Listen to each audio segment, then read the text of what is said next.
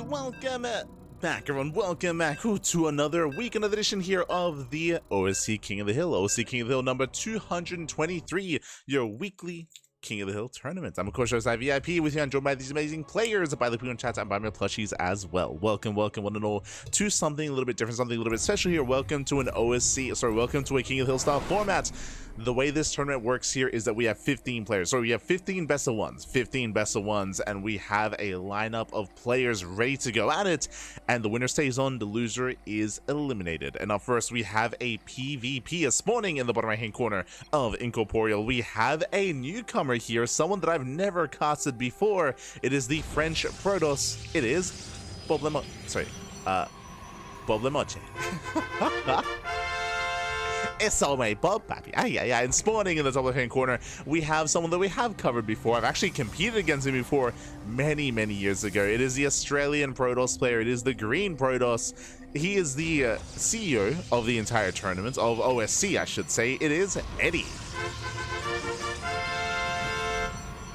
Cavalier. Let's go. And as we get into this, if you're in the chat, predictions are open. Place your bets as to who will claim this series. Let us go, as we have a cannon rush out of our French caster. Bearing in mind, BobLeMoche is a French caster, and of course we have Eddie, the admin of the tournament. So we're caster versus admin. Let's go, baby, let's go. As the cannon rush is upon us, we have the pylon being thrown down. Eddie, what do we see? Eddie, he has no idea. He's playing in the dark right now. Pylon is going to be thrown down. He does spot one of the probes, and now he's a little bit more aware. Yeah, now he's more aware. Spots a pylon in the low ground, and the cannon rush is upon us, and it's going to be a fast one. Oh, God. I'm dying, papi. But the cannon rush is underway. And Eddie, unfortunately, this cannon will finish. We do see BobLeMoche. He has high ground vision thanks to the pylons. He will lose a probe, true, but again, the cannon can slowly start to chip away at this. I say that the cannon, I think, might be within range of the gateway. Is it? No. Okay, barely out of range of the gateway. Is within range of the pylons, that is true, but he lost the probe. With the main base, did not get the cannons up in the main either, so Eddie, he has time to respond, time to react, and Cybercore is on the way. Eddie does decide not to make any zealots here. He can respond with a rover himself, just getting further vision of his own main base, and BobLeMoche, his all-in is continuing here with proxy gateways. Okay, let's go. How is this going to all come together here? Now, what's scary is that we have our Stalkers on the way. The Stalkers, they can slowly clean up these pylons. Speaking of, cannon is within range of the gateway, but if we can deal with these pylons, we can remove that high ground vision. We can remove that vision. Stalkers are being chronoed as we speak. Stalkers, they pop out. And what do we get? There we go. We're going for the pylon. And I believe they should kill the pylon before the gateway goes down. And that will remove that vision. Back at home, we do have a Cybercore on the way. We can then gain access to a Robo or a Stargate. BobLeMoche still has that high ground vision thanks to the second pylon, so the gateway may actually go down. It's going to be close. Ooh, as there's a...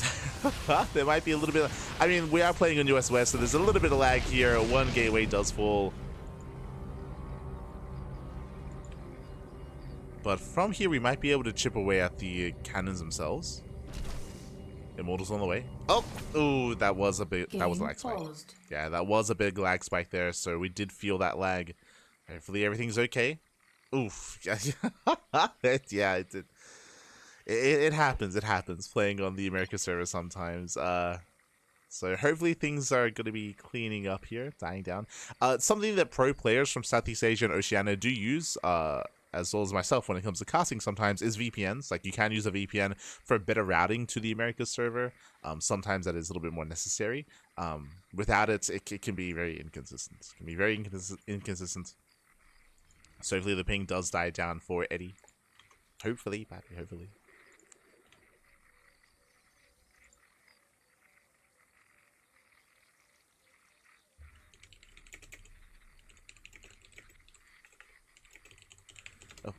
But otherwise, we're going to just calm down. Alright, I can change this up as well. There we go. So PvP, BobLeMoche, and Eddie. So hopefully the ping does die down a little bit. And we're able to settle in.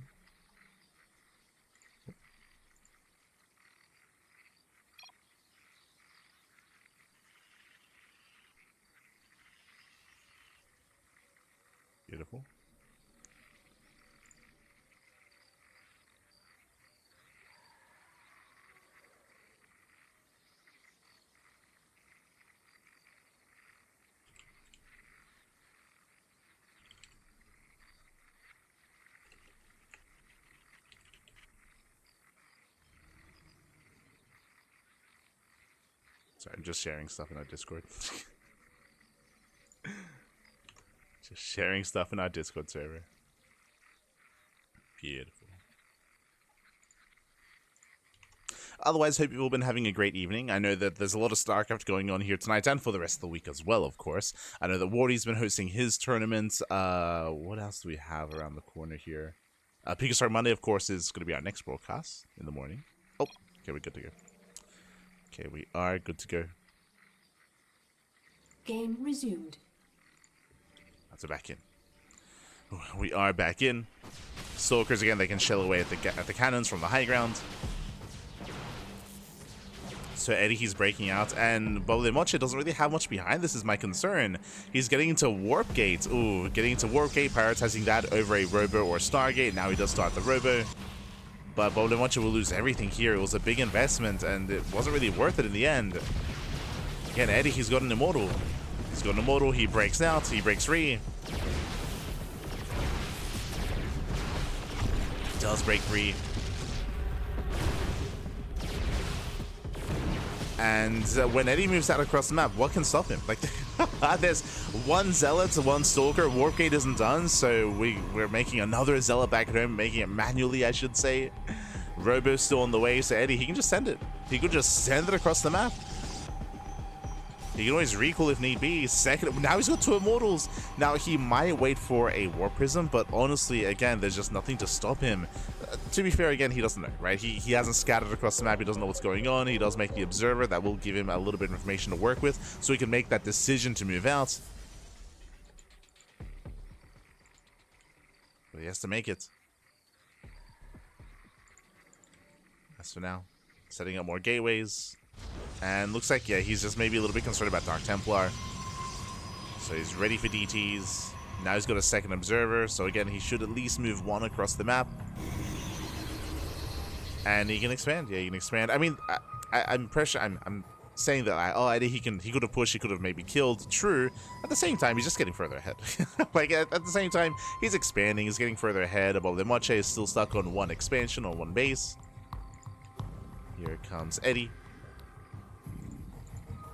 Now he's moving out. And ideally, he does want to fight BobLeMoche on the low ground. On the low ground here at the natural. Pushing up the ramp can be awkward, especially into true shield batteries. Eddie, he has no sentry, so he cannot force field the ramp. So BobLeMoche can retreat up the ramp. As he's rushing into +1. Getting a second Immortal. Now with 2 Immortals, BobLeMoche, he can hold his own. Ooh, Eddie diving on the Immortal. Does try to dive in, gets punished by the Zealots though. Yeah, Zealots do punish. Krystianer has arrived, he gets 1 Immortal. And he gets 1. And where are those reinforcements? The Warp Prism is here. Okay, he gets 1 Immortal, but the other is still high HP. We need those Warpins! We need them! Despite that, yeah, he can at least save the Immortals, he can back off. But again, Eddie behind this, he is getting fully saturated. He's getting his natural base up and running. Did trade with his opponent and checking the units lost tab here. Eddie did lose 6 Stalkers, which was brutal gas-wise. But overall, he has just had a more efficient trade, more efficient game. Oh, Eddie getting a little bit cavalier. True.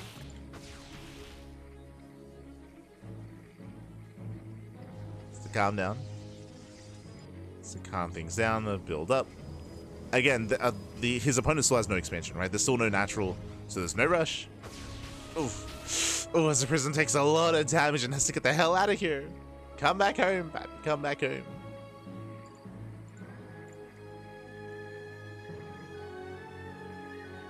Again, BobLeMoche just looks like 1 base. Eddie taking a 3rd. Just taking another expansion.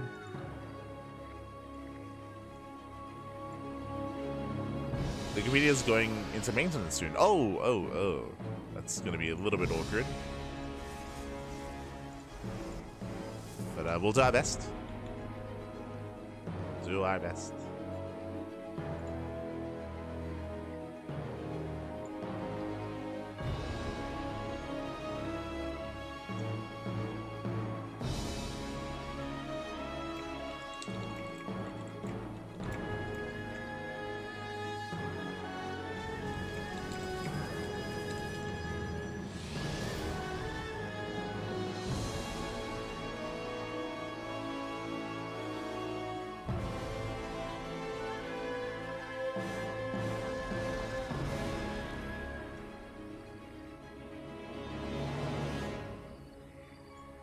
So we go. BobLeMoche does move out.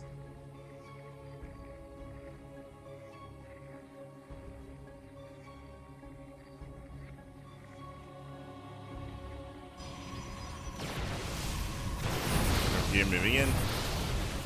Zealot will try to go this is nice. Force fields plugging up and delaying the push. Delaying the army. The first immortal is gonna go down there for Eddie. At least it should. There we go. Does go down. We just wove in behind the army. We collapse on everything across the map. We just see Eddie going for the production actually. Takes down one of the immortals. Hard pickup. Takes down the robo as well. And oof. I was gonna say with good enough micro Eddie he can deal with this. He does try to target down the workers. Eddie pulls away, but again, he's on 3 bases. He's on 3 expansions, 3 bases. BobLeMoche, he's stuck on barely an economy. GG!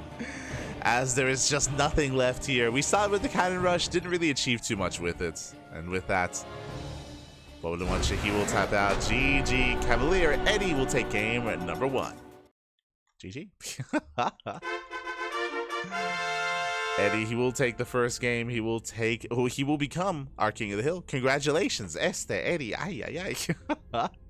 Is going to be our King of the Hill. Congratulations. Shout out to BobLeMoche. Again, he is a French caster, and he's going to be joining us for the rest of the event. He'll be joining us for the rest of the upcoming matches. Here we go. Do need a moment to set up, and we'll find out who his next opponent is going to be. Who Eddie's next opponent is going to be fair. Go.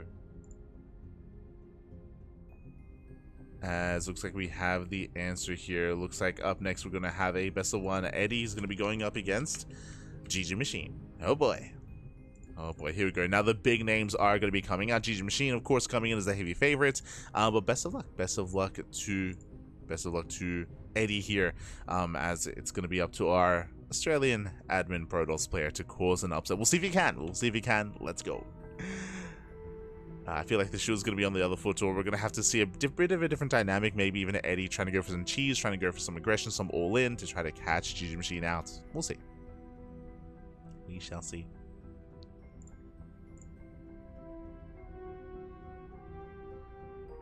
So players are getting ready. Bearing in mind it is, of course, the challenger pick for the additional map.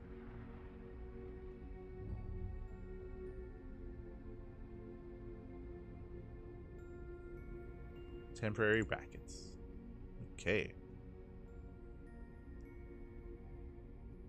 Lovely.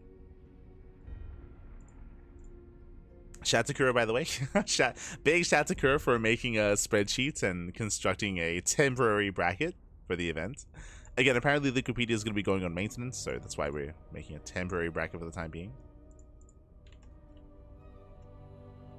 Oh, and looks like we have our map of choice. We're going to be loading into Golden Aura. Okay.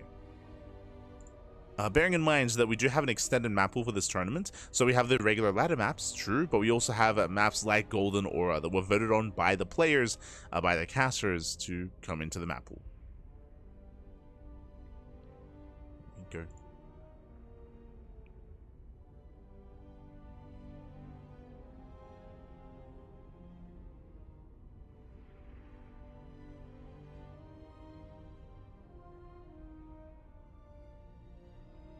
Clearly, Eddie should use the CEO powers to postpone the maintenance. True. Let's go.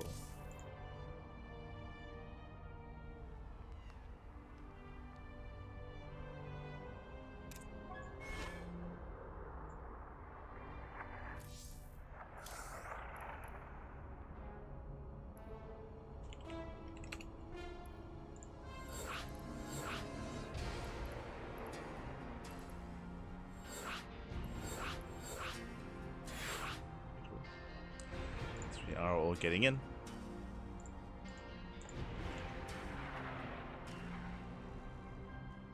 Sorry for the delays. I was just posting a video to our Discord. Ah, the bunny's happy. The bunny. Beautiful.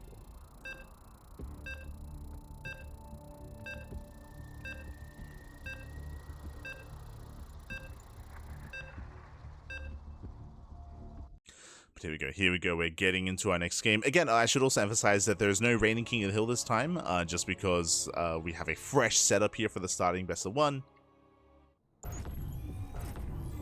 And we'll see how long our win streaks can get. As spawning in the bottom right-hand corner of Golden Aura, we have the blue Zerg player. The blue Zerg, it is GgMaChine, our new challenger. And spawning in the top left-hand corner, we have the Australian Protoss player. We have the green Protoss himself, the owner of OSC Esports. It is Eddie. Cavalier. Cavalier. Here we go. And if you're in the chat, you know what's happening is it is a Gamba time. Predictions are open. Place your bets on who you think will claim the series. Best of luck in the chat. Whew. As again, Eddie, the admin himself, took down the caster. Now up against a player though. Now up against a player. Aye. We'll see how he can fare.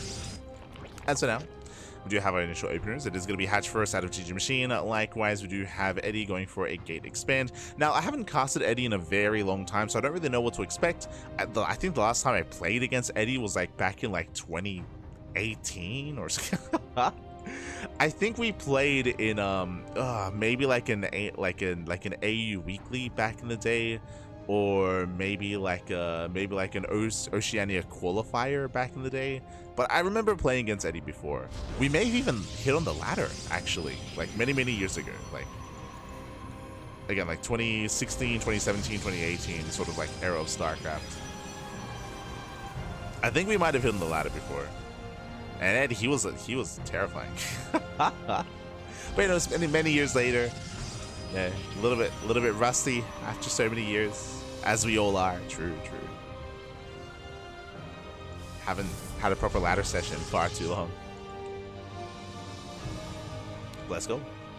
Let's go.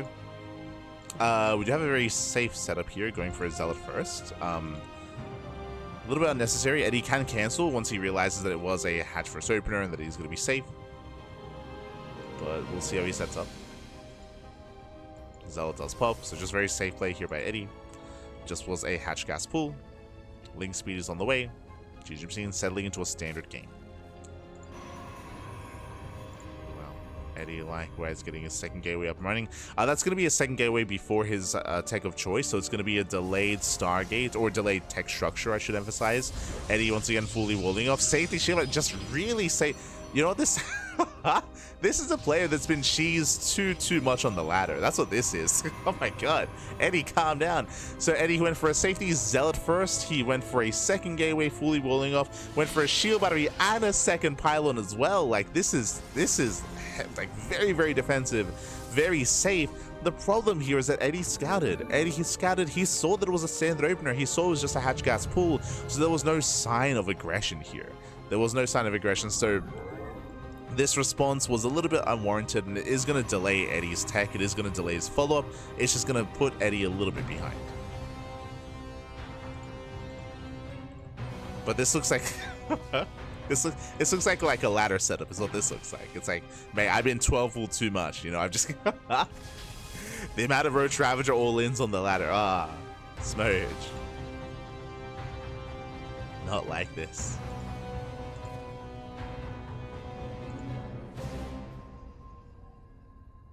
As the tech is quite heavily delayed, which is a concern. Probe is in position. Show us what you got.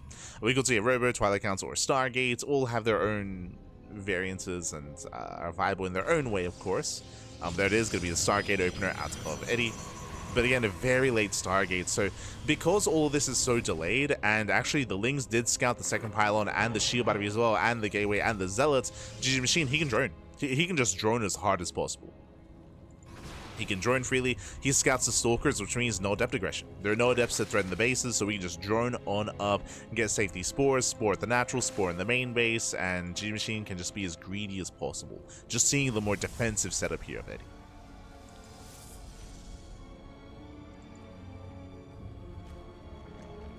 As we have our safety Roach Warren getting into an Evo chamber. We have an earlier Forge here, and we have a 2-base setup. Eddie does not expand. Okay, so no third base, no expansion. This is looking more and more... I was going to say this is looking like a 2-base all-in, and it is looking like a 2-base all-in, but there's nothing behind this. Like, there's no Twilight Council for charge or for blink. There's no robo for immortal production. There's a Stargate, yes, and that's designed to scout and get economic damage, but I don't see where the backbone of the all-in is. Outside of +1, maybe like a slow lot all-in, but even then we need a robo. So we'll see how this all comes together.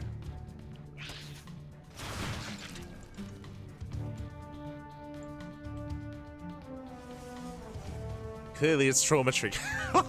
And this setup, the opener that we saw from Eddie, it looks like we've been through some trauma is what it looks like. It's 100%. Ah, no. You can tell, Babby, you can tell.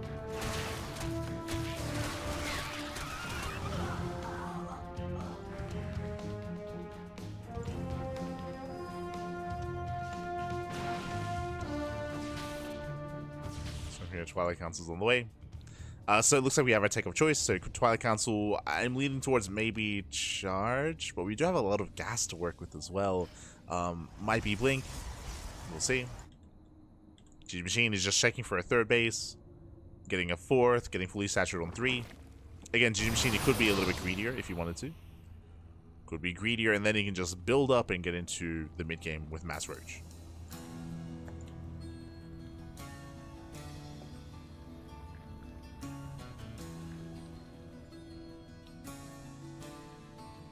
Ooh, and we're going for a German taxi. Okay, let's go. GgMaChine, he will lose 2 workers into the Oracle. He's building up his queens, building up his Roach Ravager. The German taxi is getting ready. We're loading up. We're sending it. Let's go.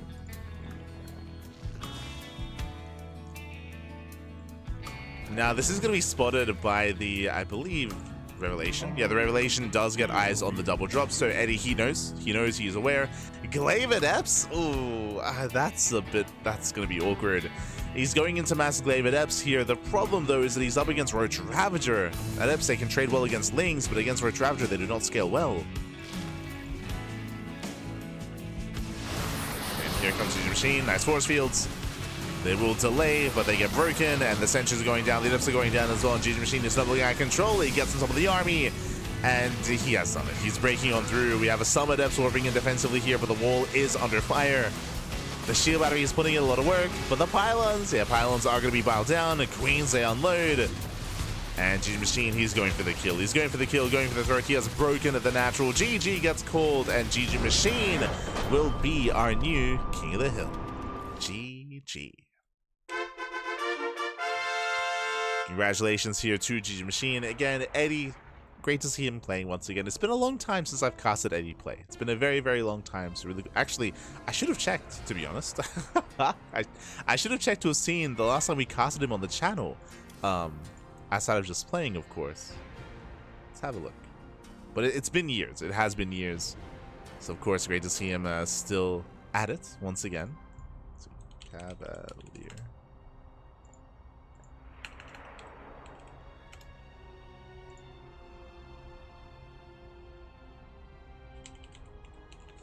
I know that he's played in one of our SDOs before.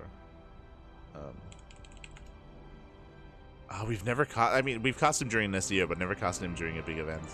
A first for us. But GG well played. With that GgMaChine, he will claim the series, and we are getting ready for our next best of 1. Here we go.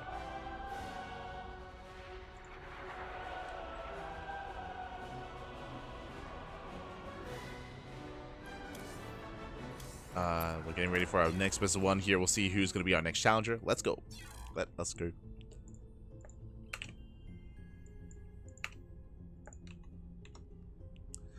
As of course, Eddie, he will take a bit of a step back and take a more admin role moving forward. But always great to see him. As we have our next matchup, it's going to be another ZVP. It's going to be a ZVP between GgMaChine and MindelVK.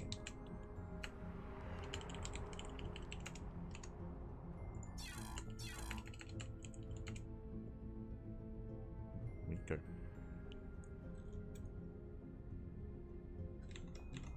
So we are setting up.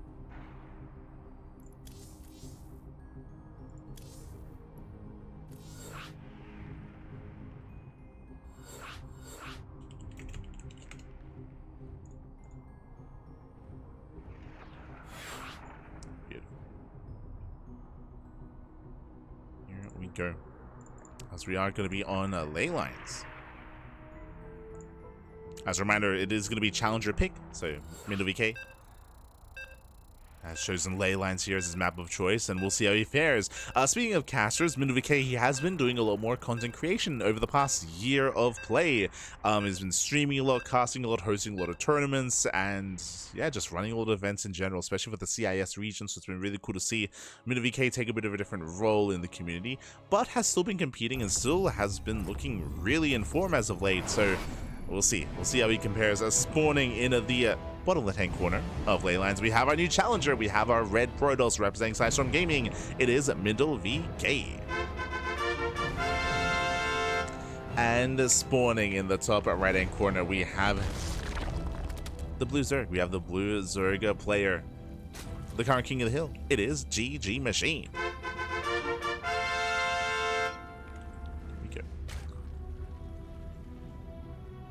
No one who hasn't played ladder doesn't have some trauma of some sort.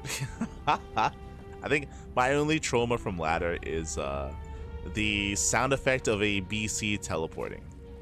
For those that know, that there's not when they land the teleportation, but when teleport gets activated, there's like a little click. There's like a little click sound effect. That's that lives rent free in my mind. Oh no. I talk about sometimes when we stream because there's like a couple of songs in my playlist whenever I ladder that actually have that sound effect in the song, and I'm like, every time. Ah, no.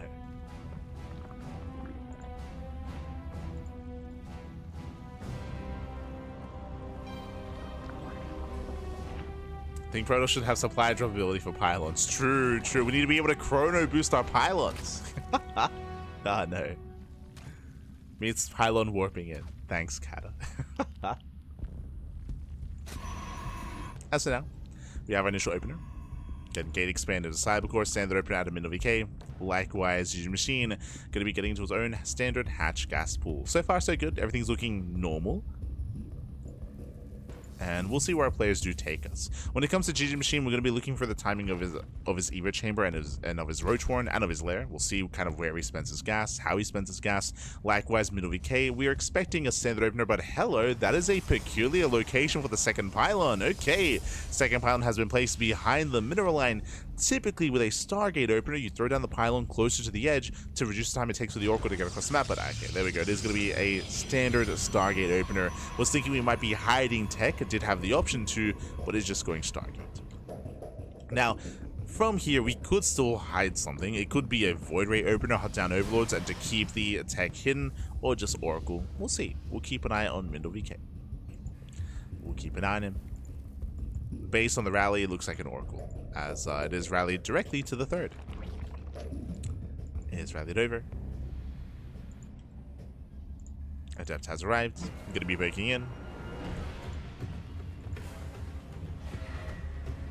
Yes, good to see you competing again, Eddie. Good to see you. Yes, Eddie.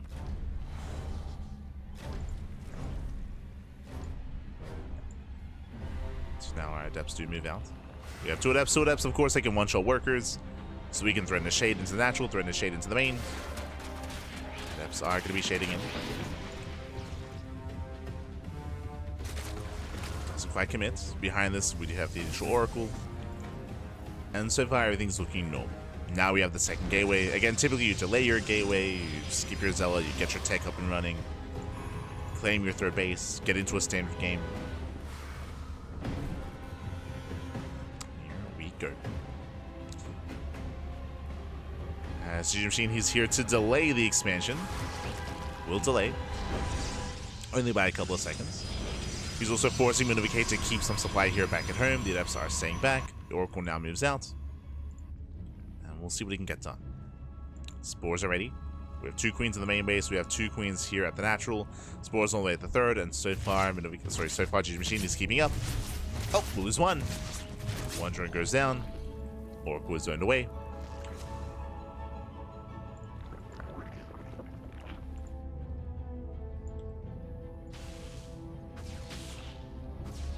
Oracle is zoned away, and we have a bit of an earlier Twilight Council. Interesting. GgMaChine does scout this. Typically, the Twilight Council is a little bit later. Also, where is the Forge? And where are the gateways as well? The gateways are a little bit delayed. Blink is going to be on the way. Late Forge out of MindelVK. Interesting. So, delayed +1, but earlier Blink. This means that he can be active earlier. He can move out with his Stalkers. He can apply pressure. He can, as the Oracle does go down. Nice pick off out of GgMaChine. But Mindel, he can apply pressure to the 4th base specifically. Not the 3rd, but the eventual 4th. Seeing they poke in. Mindel does defend. Machine is still just droning. Droning, just saturating. Standard follow-up here, nothing crazy. There's no early Evo chamber. Standard timing with the Roach Warren, getting to his lair. I think so far still looking as it should.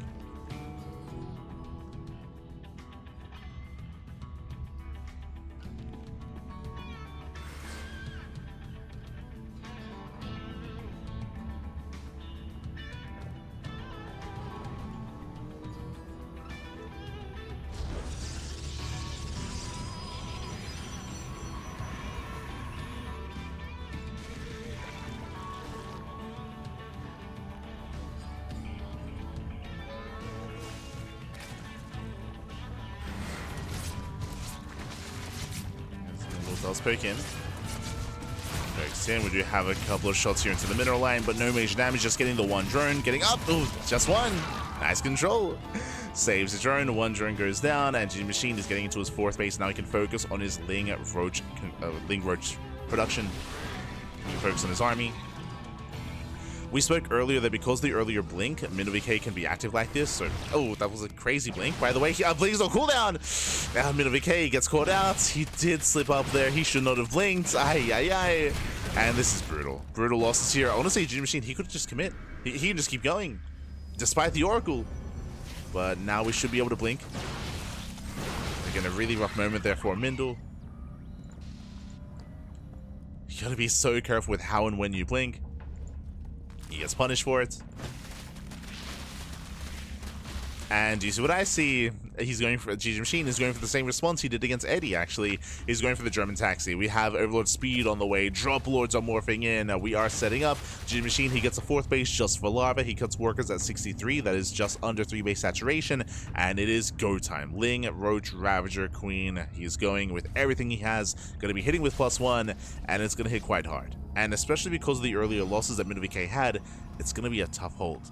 +1 is not going to be a factor here. +1, the Forge was delayed. Now, Storm may finish up in time. How many High Templar? 3. 3 Templar so far. They're gathering energy as we speak. Storm is going to be a big factor here in the defense. If they land well, then maybe MindelVK can hold.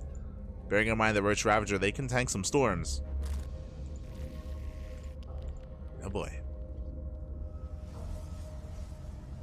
As here comes GgMaChine. Is moving in.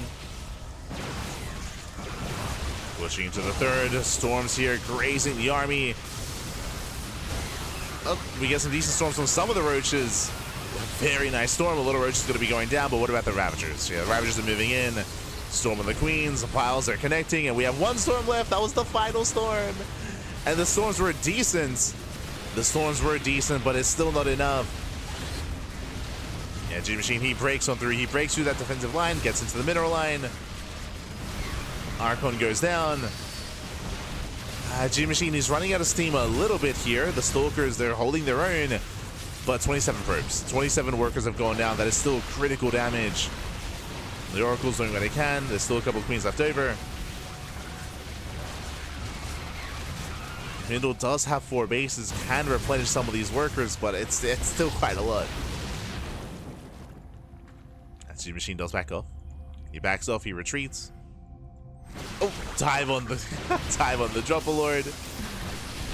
It's bold move out of Mindel, but he gets punished for it. Stalker's gonna be going down.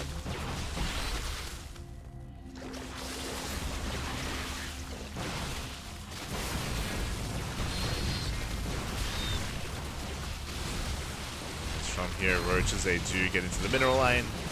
More probes going down. And Mindel, even though he's surviving, he's treading water. That's all he's doing here. He's just treading water, just keeping his head above water. As the economy is non-existent, GgMaChine can just keep rallying. And just keep rallying, keep trading. Even inefficiently. It's fine.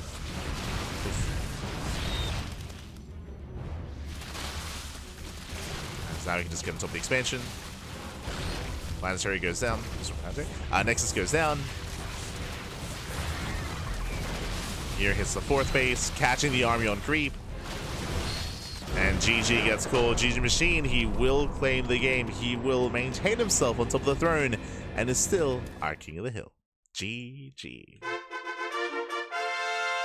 GG will play it again. MindelVK, he had a shaky start to the game as we did see him bleed out a lot of stalkers early on. We saw him lose a lot of map control. MindelVK was also very comfortable. I was very impressed. Sorry, GgMaChine was very comfortable. I was very impressed by GgMaChine's adept defense. He did a great job defending against the adepts, preserving his workers, shutting down the oracles as well. Remember, he was able to kill one of the oracles and build up into that 3-base setup. Again, it was just a bit of a rocky road to that kind of game state. On top of that, MindelVK, his build didn't quite work out. I'm referring to the early blink. Remember, he did decide to go for early blink into delayed +1, and the stalkers didn't get much done. He got punished for it as well, and everything kind of went south from there. It went south, but GG well played. With that, we're now going to be following GgMaChine into his next game. Where are we dropping? Where are we dropping? As I see a couple of players logging on. Who's it going to be? Who do I see? I see Moja. True. I see Moja. I see Nicoract. I see Shameless lurking around as well. I'm sure we'll be seeing one, if not all of them, at some point.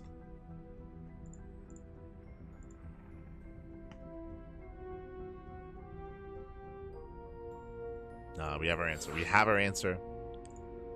It is going to be a Zerg versus a Terran matchup. It is going to be GgMaChine versus Moja. Let's go.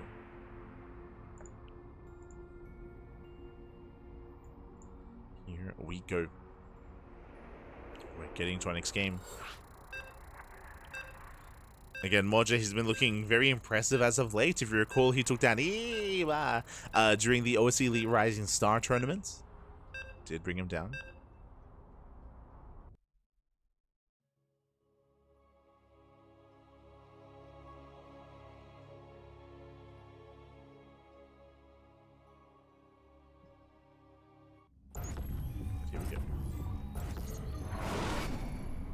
As this morning, in the top right-hand corner of torches, we have the German Terran player. We have the German Terran himself, our new challenger. It is Moja. And spawning in the bottom right-hand corner, we have the blue Zerg player, the current king of the hill with 2 wins under his belt. It is GgMaChine. And if you're in the chat, predictions are open. Place your bets on who you think will claim the series. Best of luck in the chats as we jump into our Zerg versus Terran matchup. A bit of a rare sight when it comes to our matchups, and also a rare map as well. But that is the benefit of a system, of a tournament like the OSC King of the Hill. It's challenger pick. It's challenger pick. So vetoes are...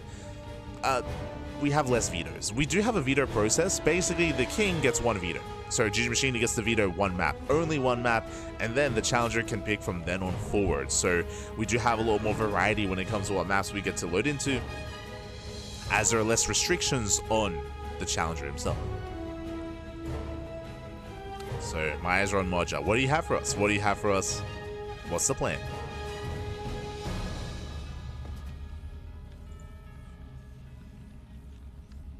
What's the plan?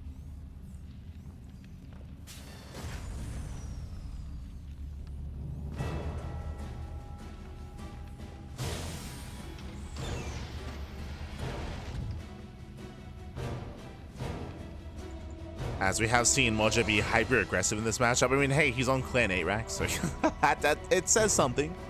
He could 8 racks, true. When it comes to torches, the rush distance by air is very short, so drop play can be very impactful. Of course, you can mine through the center mineral patches and gain access to the center area. Looks like GgMaChine, he's headed for it. does mine through those patches, and he's going for a gasless opener. We spoke about this, we bring this up all the time, but there are certain maps that do favor this kind of style in previous seasons. Maps like El Dorado, maps like Crimson Court as well. Basically maps where you can fortify and expand at your third base while also limiting the amount of harassment that can be available to you. So what I mean by that here, there's a ramp coming into the naturals, so you can try to wall this area off with queens, with a roach horn, with an evo chamber. And how can you harass the third base? Well, the Terran player has to mine through their own patches as well, and GgMaChine, he has eyes on this. So this base is less accessible, so GgMaChine and the Zerg players can be greedier on torches. So again, no gases, no link speed, third expansion, mass journey. Just hyper greed here from GgMaChine. The pressure is on Moja to try to punish. Behind this, third CC before starport, standard economic opener out of Moja, which means there's lower chance he can actually punish the greed of his opponents. I don't think he even knows. Yeah, he hasn't scouted the main base. Moja is unaware.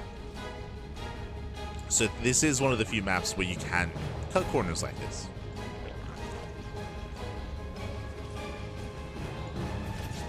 There are ways to punish this for sure. Like Clem, he's amazing at this, where he, instead of going for a CC, he'd go for a starport, he'd go for a 1-1-1, reactor as many Hellions as he can, and go for dives with like 8 Hellions and bust in and deal critical damage. You can respond as a Terran player by being hyper aggressive, but here Moja is just expanding. Getting a third, there's that Roach Horn that we did mention. Again, because link speed is going to be so delayed, you just skip link speed, you go straight into Roaches, and then from there we can go Roach Ravager. We can either commit into Roach Ravager, or we can tech up into Hive into Ultras, or into Hive into Lurkers. There are options. There are a lot of options, a lot of offshoots that you can kind of go for off of a Roach-based opener like this. So we'll see where our Zerg player does take us. For now, do have our 1-1-1 follow-up, so 3 CC Banshee. Hellions are knocking down those massive tumors. We're going to be getting access to the third eventually, and we'll see if he can punish. Meanwhile, GgMaChine, his Overlord is not quite in position. He does not see this. He's scouting further in, ensuring that there's no mech or there's no BC production. He gets eyes on the Raxes. Somewhat aware.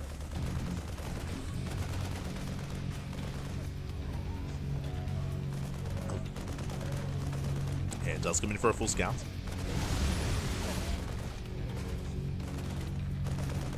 Confirm Sim, the Raxes, gets eyes on the tech up on the starport. Is where the Click Banshee. But where's the army? Where the we haven't made any roaches. Oh, too much greed. And again, he didn't see the rocks being knocked down, the tumor falling, the drones are lining up, and they're getting roasted. Ay, ay, ay. One more volley. It's gonna be 7 drone kills, and we're not done. Oh god, we're not. No shot. We're not done. Not even close. 11 drones gonna be going down. GgMaChine, again, he had no Overlord in position. He did not see the tumors dying, so he thought he was safe. He thought he was safe, so he was too greedy, far too much greed. 14 drone kills, that is critical damage, and Moja takes a lead. Moja does take a lead, does cripple the economy. Very nicely done. You can see that GgMaChine, his drone count is actually still looking healthy with 60 workers, but remember, the soup does lie. Basically, those workers should have been roaches. We should have had an army by now, but GgMaChine had to spend all of his lava rebuilding workers and resaturating these bases, and we're still not done. As Banshees, they hit him into the bases. We get one. Just the one. Just the one for the time being. Cloak was cancelled, so did cancel Cloak. Spores were thrown down. Overseers as well. And GgMaChine is all in. Yeah, he's going for the all-in. 1-1 upgrades about to finish. Roach speed about to finish. We have Overlord speed. We're going for the German taxi. It's very similar to what we saw against MindelVK last game. Very similar. Now Moja, he did well for himself, but what is our defensive setup looking like here? Trying to hold on to this third base is going to be difficult. Where is the SimCity? We need bunkers, depots. We need something here to wall up and to wall off. To set up defensively. Tanks will help. Banshees do zone, but Moja, I don't think he's realized how much danger he's in. Because again, we're all in, and because of how we've been expanding, remember this third base and the third base of Moja, we're touching tips essentially. Like we're right next to each other. So it doesn't take long at all. GgMaChine is moving in. He's going for the third. Tanks are exposed. He's diving on the first tank. The Biles are down. The tank stack. 1, 2 tanks go down. Yeah, the tanks were stacked up. The queens do drop, and there's no bunker. There's no defensive setup here. The third base has been broken. And GgMaChine can just keep going. He can't just keep going. There's one tank on the high ground. He did just waste his Biles, but some of them are now off cooldown. There we go. Does Bile again. Tank falls. Boys are being pulled. From here, we can just kite back. And Moja, he will clean this up, but at a cost. At a cost of 20 SCVs. Oh, the Overlord. Ooh, the Overlord doesn't make it in. Barely not. And just like against MindelVK, GgMaChine can just rally. He can just rally his roaches. Rally everything across the map.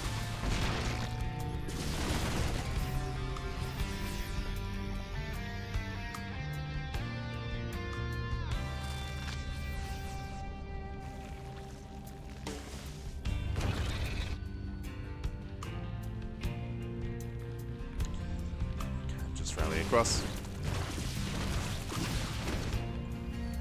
The pressure is on Moja. He's down to 41 workers. Again, down to a 2 base saturation. And GgMaChine is getting into 2-2. He's just getting into 2-2 upgrades. Oh! Biles don't quite connect. But GgMaChine just calm down. Getting his gold base. Waiting for 2-2.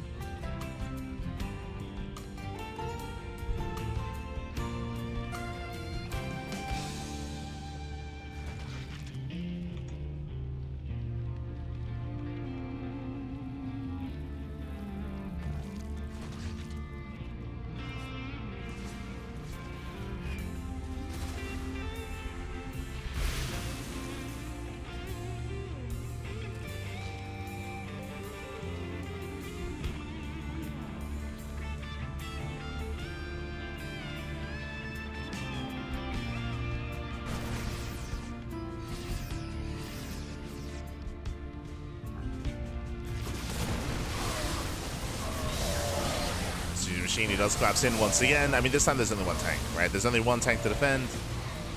Moja, he just can't afford much more than that. Ooh, this time can we bow down the CC? It's getting low. CC's getting low. Moja goes for the double drop. Knocks down the Roach Warren. Okay. Roach Warren goes down. GgMaChine, does he race back home? Where are we headed? He's banking up resources. Biles on the tank. I mean, the Marines across the map, they're getting a lot done. But this is still a massive army. It's still a massive army. GgMaChine is busting into the bases, busting up the ram. GG gets called, and GgMaChine, he will claim another game. He'll take down Moja, and he's still our king of the hill. GG. Whew. GG, well played. Congratulations here to GgMaChine as he does take down Moja. Again, because of how short the rush distance is, especially when the two players expand towards each other, going for an all-in here makes the most sense. And as a reminder, he did go for a very greedy opener to get into the all-in even faster by opening up Gasless. Remember, it was a Gasless opener. He was punished for it. Moja did kill a lot of workers, and it's also possible that that led into GgMaChine going for the all-in, right? He lost so many workers, he was kind of forced into the all-in. Maybe that was always the plan, maybe it was just a reaction to losing 14 drones. Unfortunately, as we were pointing out, Moja, he had no defensive setup at the third base. He was very wide open, very exposed. It was just a very accessible base there for GgMaChine, and he broke through. He broke through, he overwhelmed. GG, well played. And with that, we're getting ready for our 5th best of 1. Who's up next? Who is up next?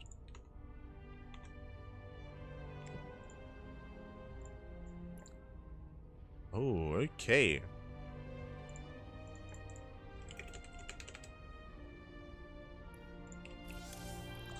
We are heading over to the Americas server as we have our next opponent. It is going to be the Taiwanese player himself. Up next is going to be another Zerg versus Protoss matchup. It's going to be GgMaChine versus Lemon. Let's go.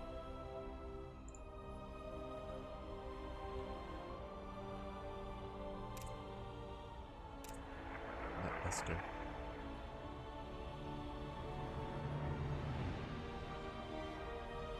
So again, we have a new challenger. Lemon, of course, he is currently, I would say, the best player in all of Taiwan.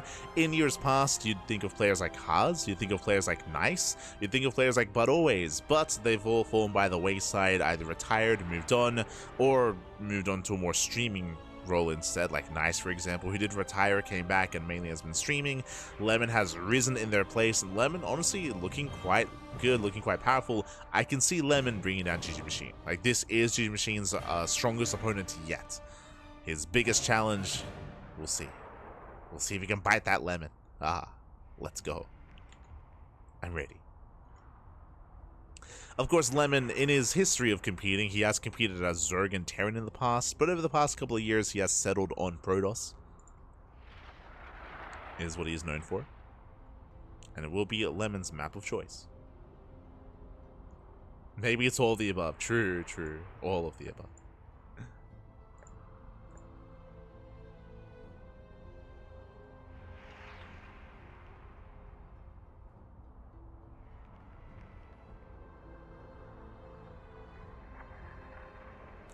Oh, hello, Senor Touch. Hello, hello. Bienvenidos. But looks like we have our map of choice. It looks like, once again, we're going to be loading into ley lines.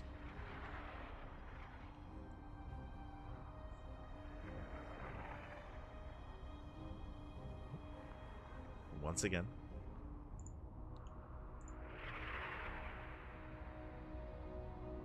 And we'll see what Lemon brings to the table. Lemon, he has gone for some more aggressive builds in the past.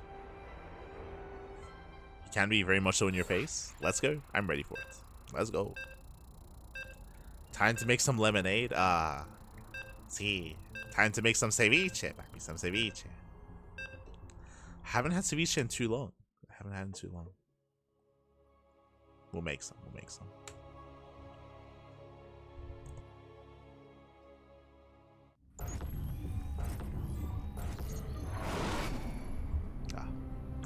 Spawning in the top right-hand corner of ley lines, we have the blue Zerg player, the blue Zerg himself, the current king of the hill with, I want to say, 3 games under his belt here. It is GgMaChine.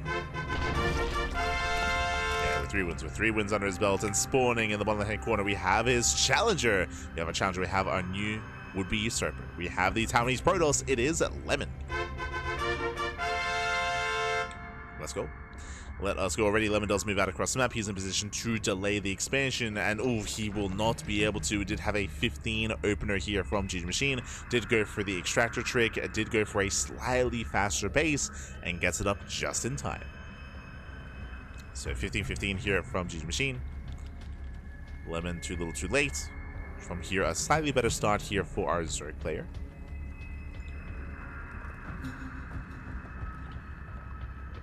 To settle in. With this, the gases are going to be more delayed, and we'll see how delayed. It's not too common here to delay your gases for too long in this matchup. There we go, gas on the way. So later gas, later link speed. Link speed is not as impactful here. I mean, there's a bit of a give and take. So link speed doesn't really matter too much when it comes to defending, but this does mean that Lemon can be more aggressive, because it means that Lemon doesn't need his adepts at home to defend his third, because the timing of link speed is going to be much later. His third base is going to be safer against any kind of link aggression. So Lemon can be more aggressive, more in the face of GgMaChine without being punished for it. So there is that available.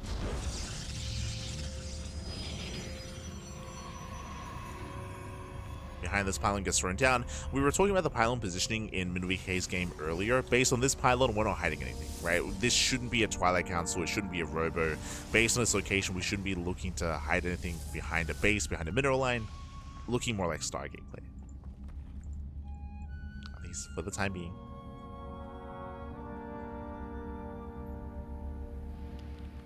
What map would you say is more played on the King of the Hill? Obviously, tonight it is ley lines. What map is more played out, typically? I mean, ley lines is a very standard map. I think we see a decent amount of ley lines. We see a decent amount of tokamak, right? Like, those are like the most popular maps out there. Hard to say. Hard to say.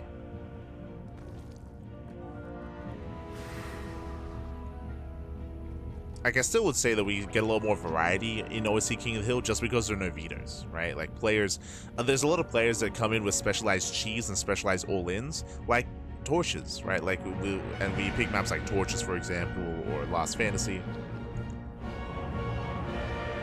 or Maganatha. We can often see more specialized play just because it's the best of one.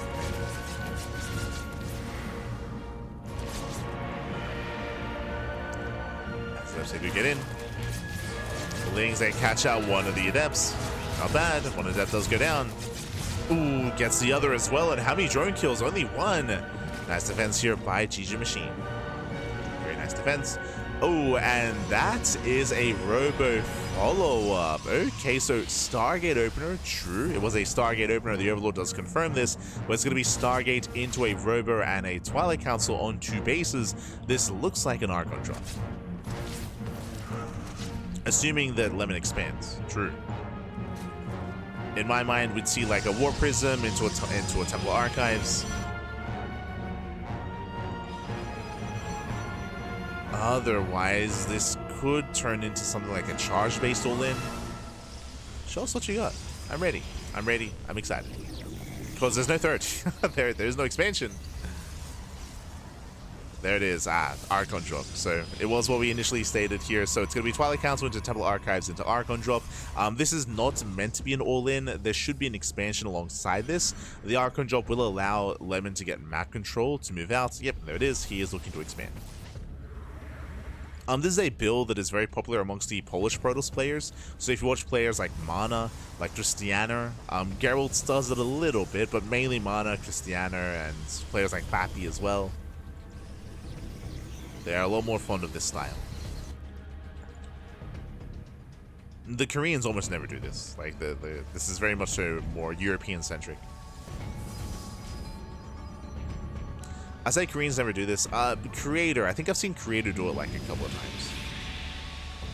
More than any of the others. More than Zaun, more than Hero, more than Classic.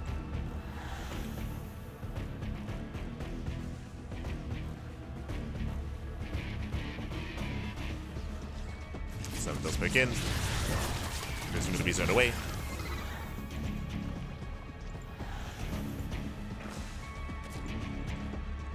Tries to rotate.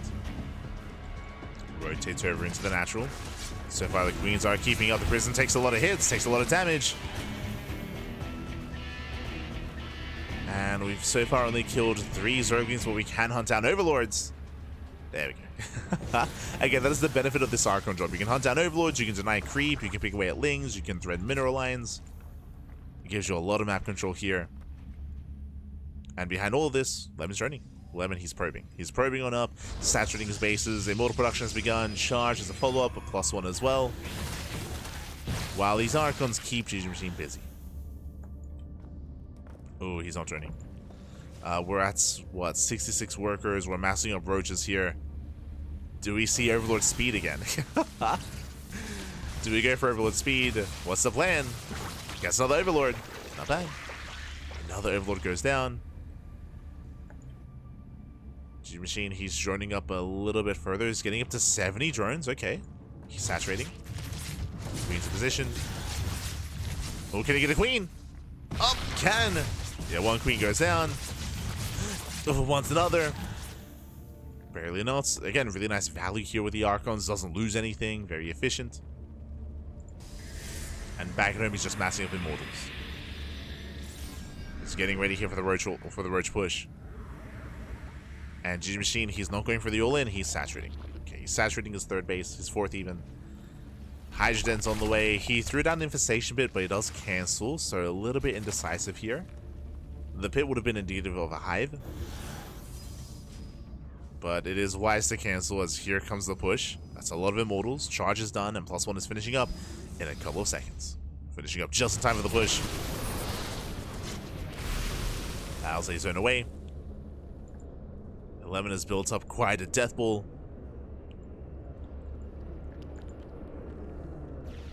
We got how many? We got 4 Immortals. It's a lot of Immortals.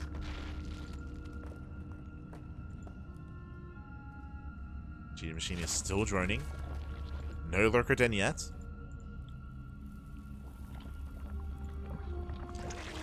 There's the infestation pit.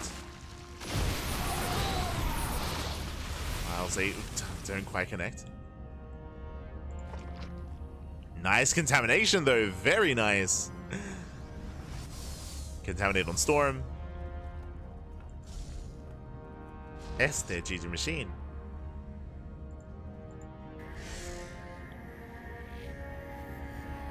Oh. Fades out the stasis.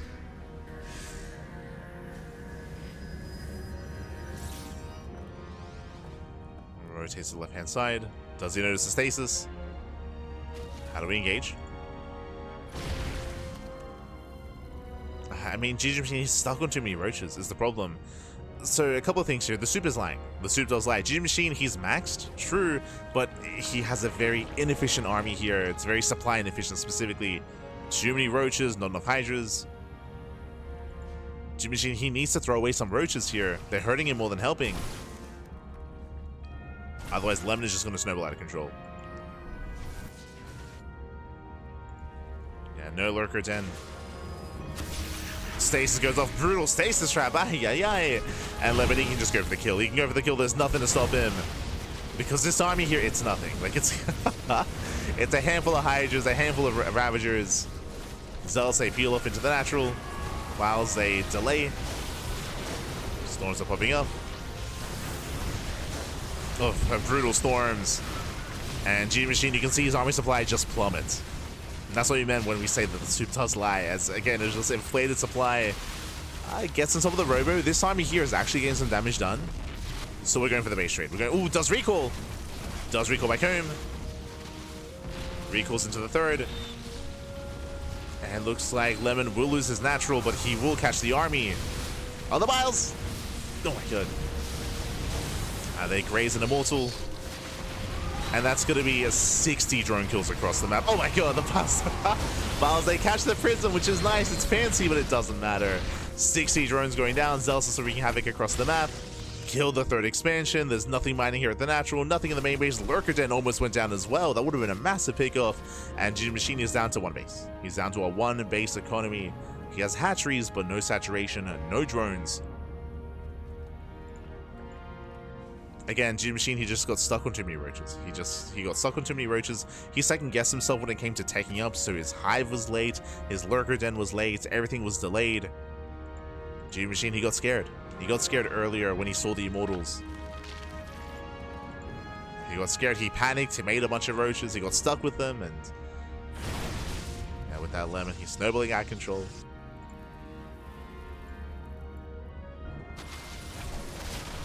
There are two lurkers on the way. Oh. That's Jesus, we got storms everywhere. The storms are crazy. Does storm, does annihilate the army. The lurkers are exposed. And with that, GgMaChine, he will tap out. GG gets called Lemon. He will take the game. He will become our new King of the Hill. GG. GG, well played. As we mentioned, Lemon was going to be the biggest challenge yet for GgMaChine, but alas, he was unable to bring him down.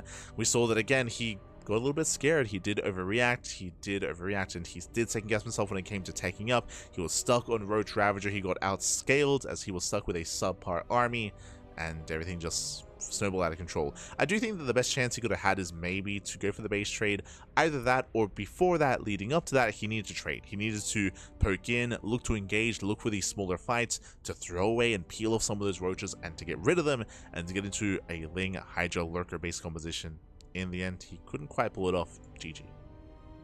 GG, well played. Congratulations to Lemon, and with that, we're getting ready with our next best of one.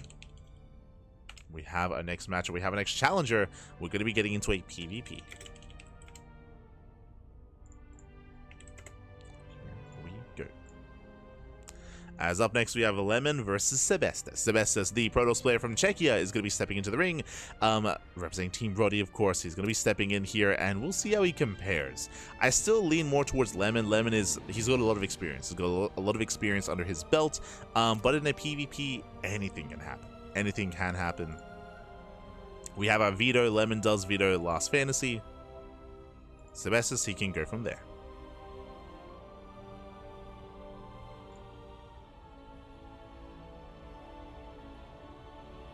Can go from there.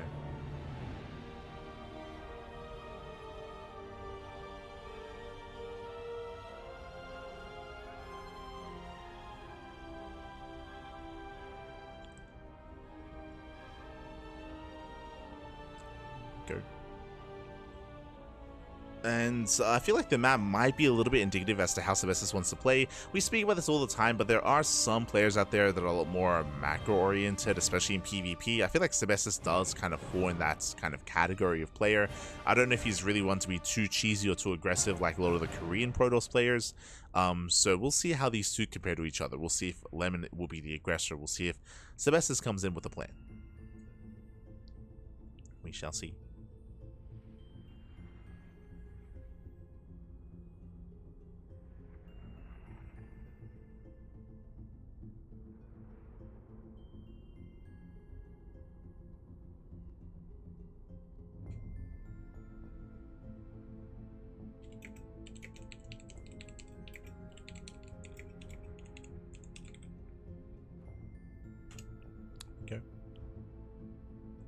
Just need a moment to set up.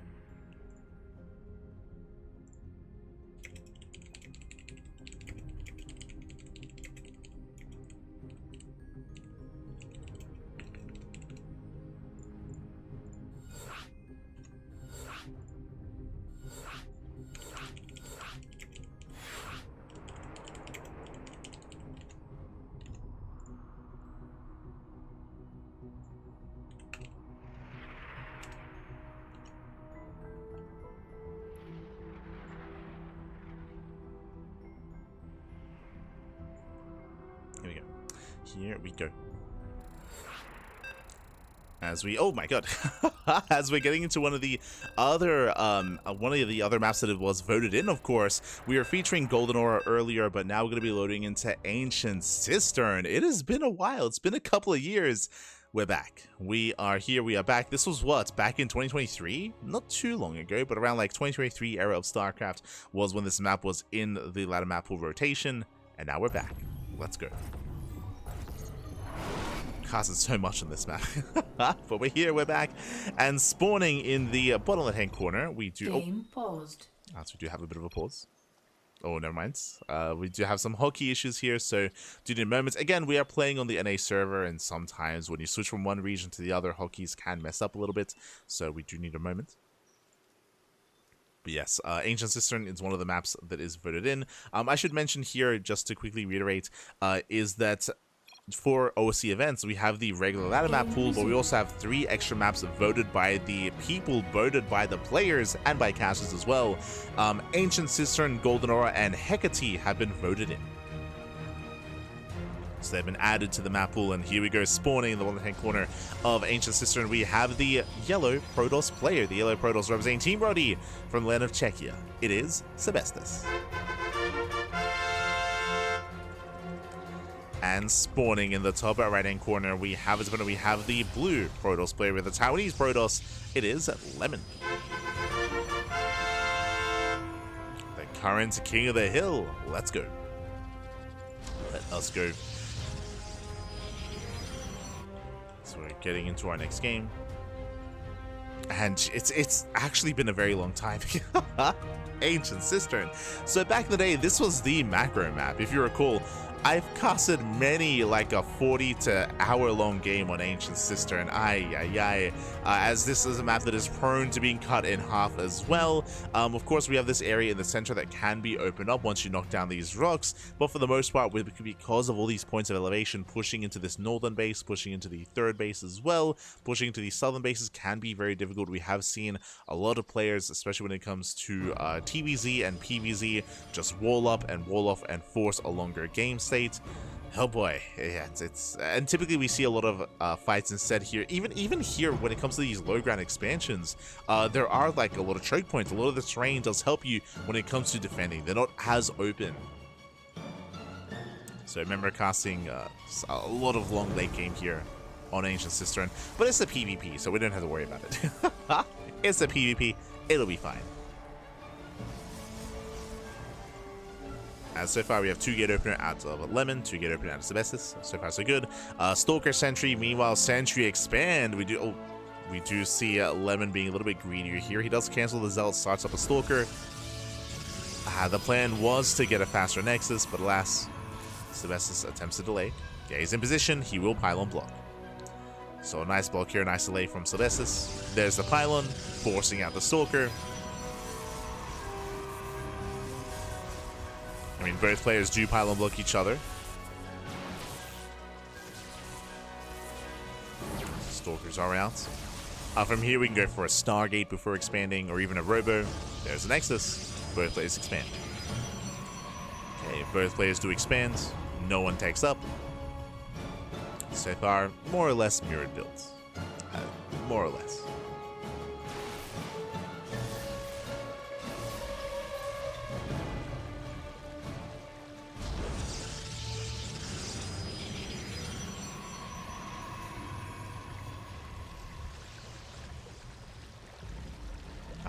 The water.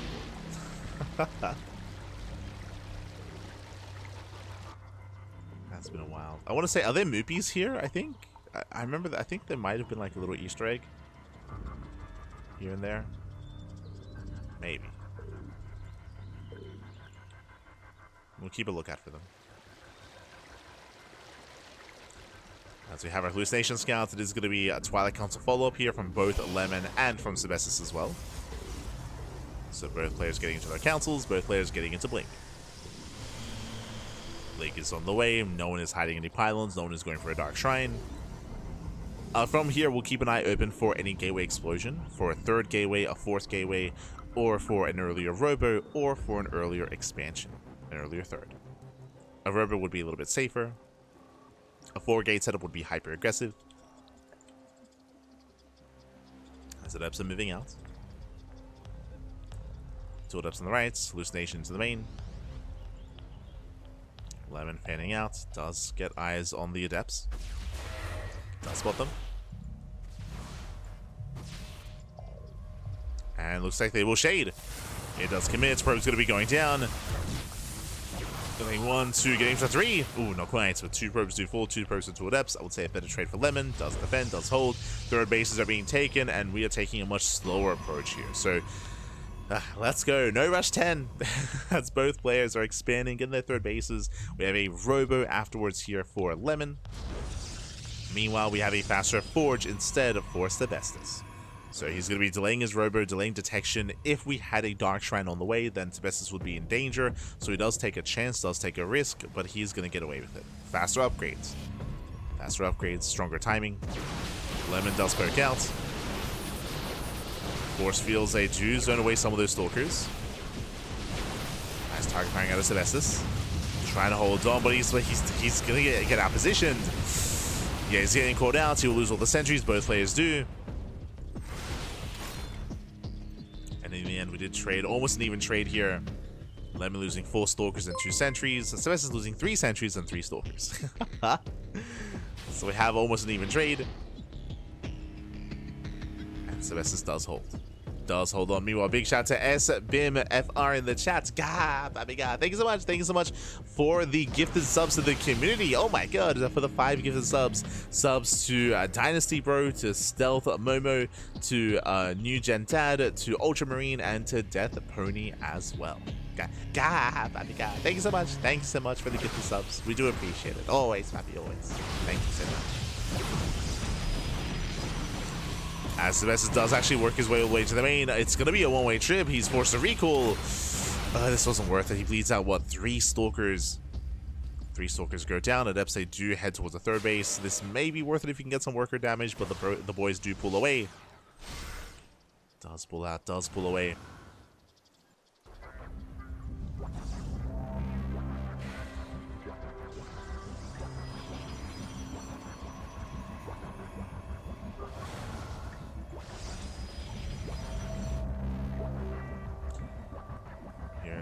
Setting up.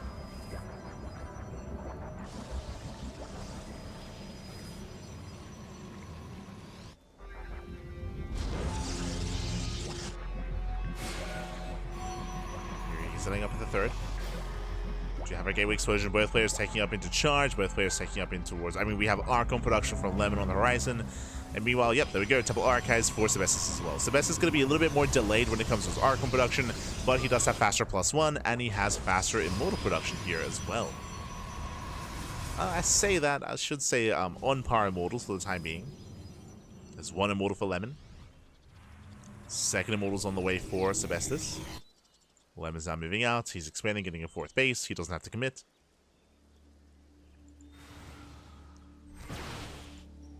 So this is getting ready. And again, you can see because how large the map is as well, like you have so much time to react and to respond. Sebesdes is warping in.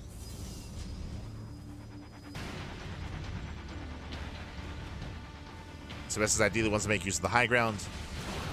Lemon gets up. Does get up the ramp. Archon moves in. Does fall back to the shield battery, but the Archon gets a lot of volleys here on the Zealots. Again, there's a lot of Zealots going down.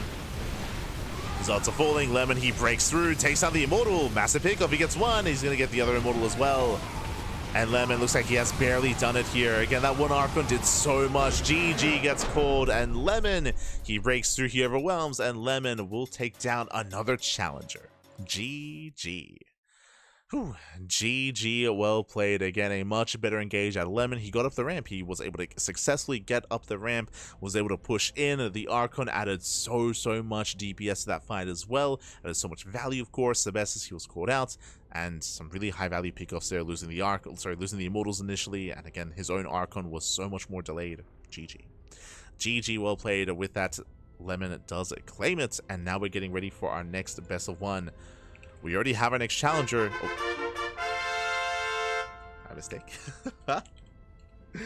We already have our next challenger. Up next is going to be a Terran versus Protoss matchup here. Up next is going to be Lemon versus Nicoract. Oh boy.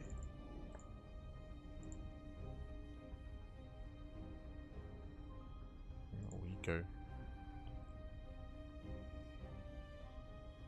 Lemon versus Nicoract is going to be coming up next.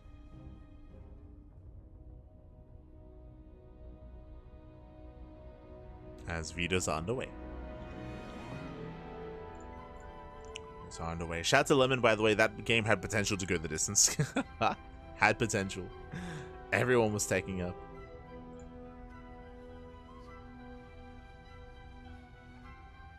Last found an opening, went for the kill. Once again, we do see Lemon does veto Last Fantasy.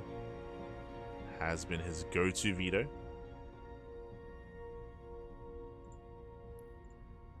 And we're going to be loading into Pylon. Okay.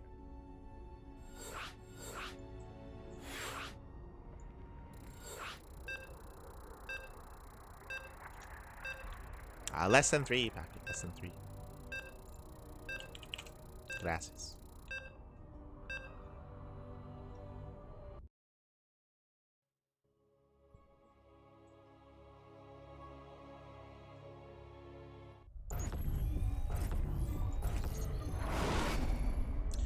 Spawning in the bottom right-hand corner here of Pylon, we do have the red Terran player. We have the red Terran representing the Platinum Heroes. Our new challenger, it is Nicoract. And spawning in the top left-hand corner, we have his opponent. We have the blue Protoss player, the blue Protoss himself. It is from the Taiwan, Lemon. Our current King of the Hill. Current King of the Hill here with 2 wins under his belt. Taking down a Zerg player in GgMaChine, taking down a Protoss and Sebesdes. Can he take down a Terran? Can he collect all 3? Let's go. Let us go.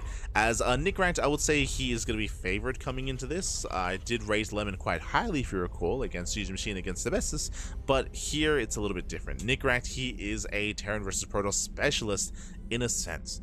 Nicoract, he has achieved a lot of accolades in this matchup. He has beaten players like MaxPax, he's beaten players like Hero, not on a consistent basis, but sporadically, he can spike up, he can pop off. Specifically, he's known for aggression. eBay block. Does go for the eBay block here across the map, but he is a very aggressive player in this matchup. We expect a lot of 2-base all-ins, a lot of hyper-aggression, especially on Pylon. This map is going to be favoring Nicoract when it comes to his play. We spoke about this earlier. This is one of the big kind of deciding factors, or one of the big factors in OSC King of the Hill, is no vetoes. Lemon had one veto. He vetoed Last Fantasy, which means Nicoract, he can go for whatever he wants, and he's free to pick Pylon. Pylon, of course, is a smaller map of the map pool. Shorter rushes is by ground. Pylon is known for aggression, is known for all-ins. Nicoract going for a factory before CC, and he also does force the unnatural natural. So Lemon, he's forced to expand here at the 3rd location. He is going to be a lot more spread out. Spread out between his bases is going to be more spread thin as well, more vulnerable to attacks. So everything is lining up for Nicoract. It's all lining up. Oh, share man, share man. Chest.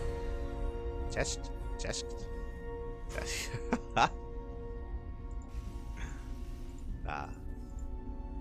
Bienvenidos. Dzień dobry. As Nicoract going for the attack lab on the factory, reactoring our Marines. Lemon setting up a proxy across the map. I do like this from Lemon. I mean, ideally, Lemon, he wants to apply pressure to keep Nicoract at home instead of moving out.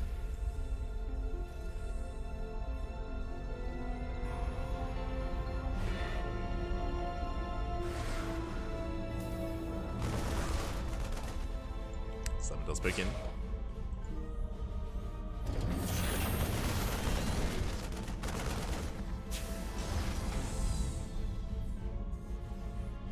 In, pulls away. Nicoract still building up his own Cyclones. Not opening up Hellion, true. I should emphasize it's not uncommon to open up Hellion in this kind of game state to try to go for Hellion run-bys at the natural. But instead, Nicoract going for the Cyclones, takes down the Adept. Nice pick off here by Nicoract. Warp Gate is finishing up, and here comes the move out.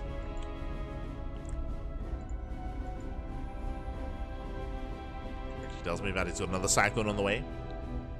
Getting a 2nd Rax before Starport. Ooh. And if he goes for a 3rd Rax, this would scream 2-base all in. Stalkers in position. They will punish the Cyclone. Cyclone pulls away. Lemon holds. Lemon, he does hold onto the ramp. Nicely done. Nicoract has to get the hell out of here. Has to pull away. He has to pull away. Ooh. One Cyclone goes down. A bit of miscontrol there from Nicoract, but he will catch a Stalker and an Adept and another Stalker. Oh no! He does end up trading, and back at home, geez, what I see no Starport. No Starport, so we have a prioritization here of bio production, of Marines, of tanks, even another, oh my god, another Rax, a 4-Rax setup on 2 bases. Ay. Now, on the one hand, yes, this does scream 2-base all-in, as we are heavily delaying the Starport, delaying any kind of medevacs, any drop play, and we're prioritizing purely army production. The downside, of course, is that Nicoract has lost map control. He's lost map control, and he has nothing here to defend. No bunker, because he was hoping to keep his opponent at home. And before this production can really get going, before Stim can get going, he will lose control of his natural. Yeah, Lemon is all over this. Getting 2 SCV kills, denying mining. Tank is moving out, the CC taking a lot of hits. Nice pick up. Gets a Stalker. 1 Stalker goes down. But again, this has been a shaky start for Nicoract. Losing all that army, and does he commit to the Shade? He thinks about it. Oh, he will.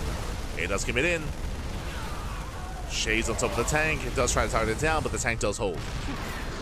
Tank does hold on. Nice movement by Nicoract as well. Thankfully, he pulled back to the tank so he didn't force any friendly fire. Did not sustain friendly fire. So Nicoract, he's holding on. And with Stim finishing up, he'll be able to push out with 3 tanks, and he's most likely going to pull the boys with this. He doesn't have many boys to pull, true. So true, I guess he might not. There's not really much he can send across the map. Again, you can see Nicoract is not making any SCVs. There's no SCV production at the natural, no SCV production in the main. This is because, again, 2-base all in. Let's go. Stim is almost complete. Here comes the 3rd tank, and here comes the move out. And the boys are being pulled. Not many, but whatever we can. He's sending it across the map. The observer does confirm. Lemon, he sees, he knows. Gets a Marine. Gets 2. Gets another. And again, this is so crucial for Lemon. Just getting 1 Marine at a time. Picking up Marines, does lose a Stalker. But every unit counts. Ideally, he wants a tank. But Nicoract, he gets up the ramp. Does get off the ramp. Boys, they do well tanking. No shield batteries. No shield batteries to defend. And Nicoract, it looks like he will break the natural base. At the same time, we are setting up a surround. Lemon, does he have enough? He's catching reinforcements. Marines, they stim into the main. Yeah, there's a stim. Takes down some of the stalkers. Charge is done. Uh-oh. And charge is complete. The Immortal's taking a lot of hits, taking a lot of damage. Marines, they bust into the mineral line. Boys are being pulled. And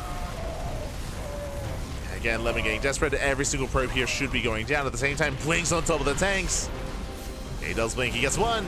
He gets one tank. Can he get two? He cannot. And Nicoract looks like he may... Does he have too much? Ooh, he lost everything in the main. He lost everything in the main base. Nicoract, he needs to keep going. Dives on the tanks, and he'll take down both. Yeah, both tanks will go down. Lemon, he's holding. Nicoract, he does back up his reinforcements. Builds them up behind this again. He has... he's muling. Mining whatever he can. Oof, brutal force fields. His Marines are getting locked down.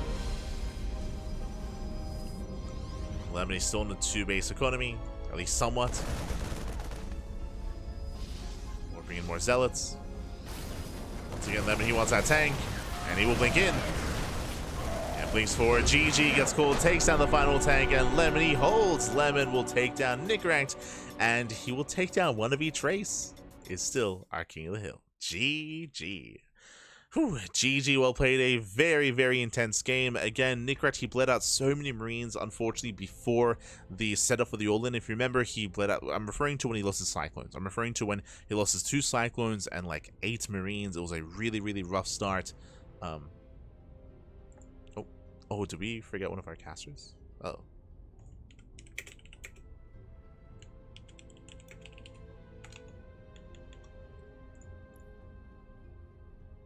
GG, well played. With that, Lemon, he does claim the game. He does take down Nicoract, and with that, we're getting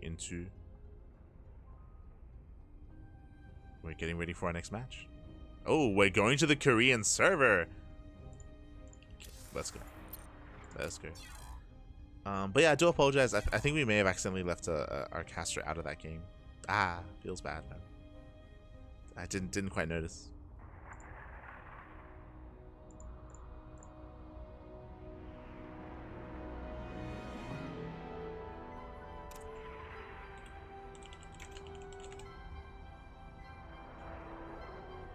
There we go. We're heading over to the green server here, and we are setting up with our 8th best of 1.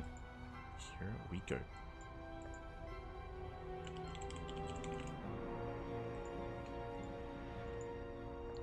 And I do see a couple players. I see a couple players here on the Korean server.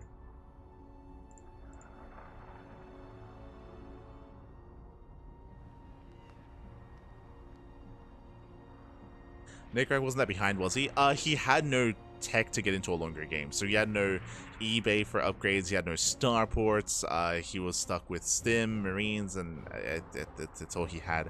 Back at home, he had some workers. If you notice, he had like a comparable worker count, I suppose, but that was still a much better economic game state for the Protoss player. So, GG.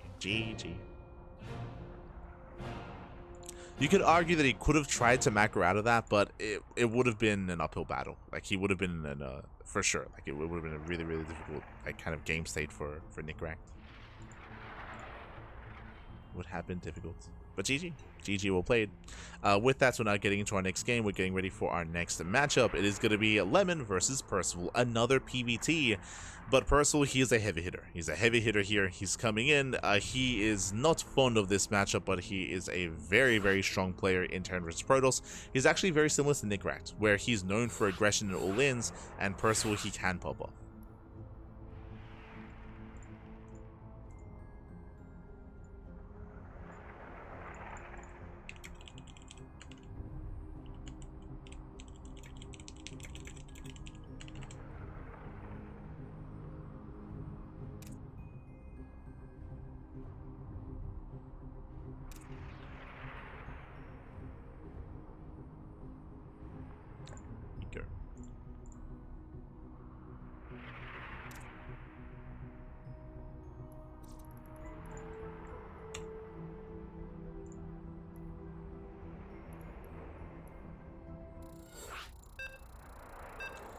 Beautiful. Here we go. We're going to be getting to the next game.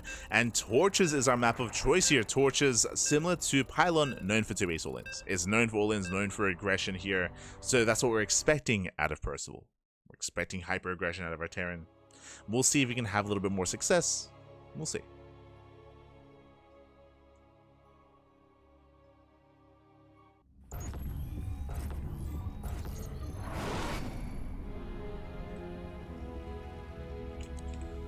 Here we go. We're getting to our next game. Spawning in the bottom right hand corner of Torches, we have the South Korean Terran player. We have the blue Terran. We have our new challenger. It is Percival.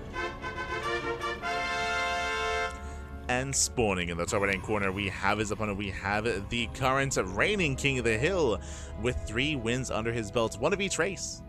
Has collected them all. We'll see if he can keep on going. The Taiwanese Protoss, it is Lemon. We go. As Percival does move out across the map with his SCV, and he's going for the proxy in the natural. As we said at the start of this series, at the start of this game, we're expecting aggression and all-ins out of Percival in this matchup, and he is going to be opening up with that proxy. With this, he can go for Reapers right into the natural, of course. He can even set up a bunker on the low ground as well. We'll see how much he dedicates to this. We shall see, but so far, a cheeky start out of Percival. Very cheeky. Lemon does poke in.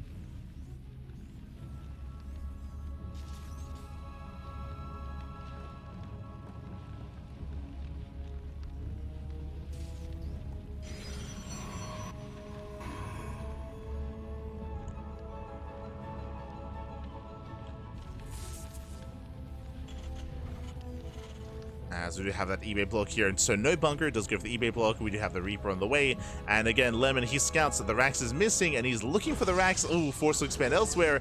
He does not find the proxy. So Lemon, he does take the unnatural natural. Behind this, the factory's on the way. We can go into Hellion production this time to rally across the map. We'll see if we go for the reactor or for the tech lab. There it is, bunker at the natural. Oof. That's going to be a safe location for the Reaper. Reaper breaks in. We'll disrupt mining. And we'll see if we can get a probe kill. Stalker's almost out. Nice control by Lemon. Very nice. He pulls back. He doesn't lose a single probe. Ooh, Reaper takes a lot of hits, but can escape and safely get away and tuck away in the bunker. As the bunker is done, mining is going to be denied.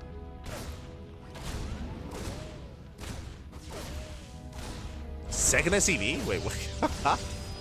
A second SCV moves in to repair. Second Reaper dives into the bunker as well. And again, just a hefty delay, forcing out 2 shield batteries here out of Lemon. The pylon's under fire. Nice control, saves the SCV. Again, you can juggle into the bunker to avoid shots. Ooh, Stalker goes down. And this might just be game. Like, this is getting out of hand here. Again, the pylon is getting so low. The shield battery's running out of energy. Another Reaper comes in from behind, heads towards the main. Nice control with the SCVs. Does save them. Oof. Does save, does preserve. Ooh, one SCV finally goes down. Reaper's in the main base, getting probes. Hellion's in the main as well. Oh my god. Yeah, probes are lining up. As Hellion does 4, gets 4 probe kills in total. Nice control with the SCV. Once again, avoids the Stalker shot. Oh my god. SCV goes down. And finally, Lemon can deal with this. But even then, oh god. Even then, we have a follow-up all on one base, by the way. Just a 1-1-1. We have Cloak Banshee, very dedicated by Percival. Now, suddenly, is this enough? Specifically, no CC. Because Percival is so dedicated on one base, he needs more damage, to be honest. He needs more. Getting a handful of probe kills in mine time is not good enough. Probes are lining up. He gets 2, he gets 3 more workers. But Lemon is stabilizing. It was a big investment. The damage was being done. But Percival, he was also doing damage to himself. Also doing damage to himself here. Still stuck on one base. Banshee's moving out. Do we have any detection? Uh-oh. No robo. No robo. This can just end the game. It happens every now and then, like with Dark Templar or with Cloak Banshee, where you can just move in, you can hit the base. This is a little bit premature. We're 5 seconds away. The Banshee taking a lot of hits. Yeah, this should not have happened. A lot of damage to the Banshee. Robo's on the way. Now, can Lemon buy enough time for his Observer? As Cloak is ready. Hellions are moving out. Second Banshee's moving out as well. Shield batteries will help. There we go. Cloak gets activated.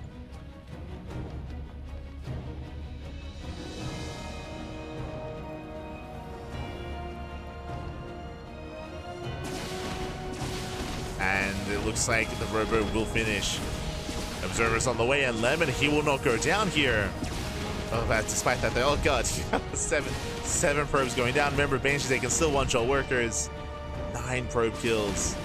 Oof. I mean, again, this was very necessary. As we mentioned, like Percival, he had to do this damage.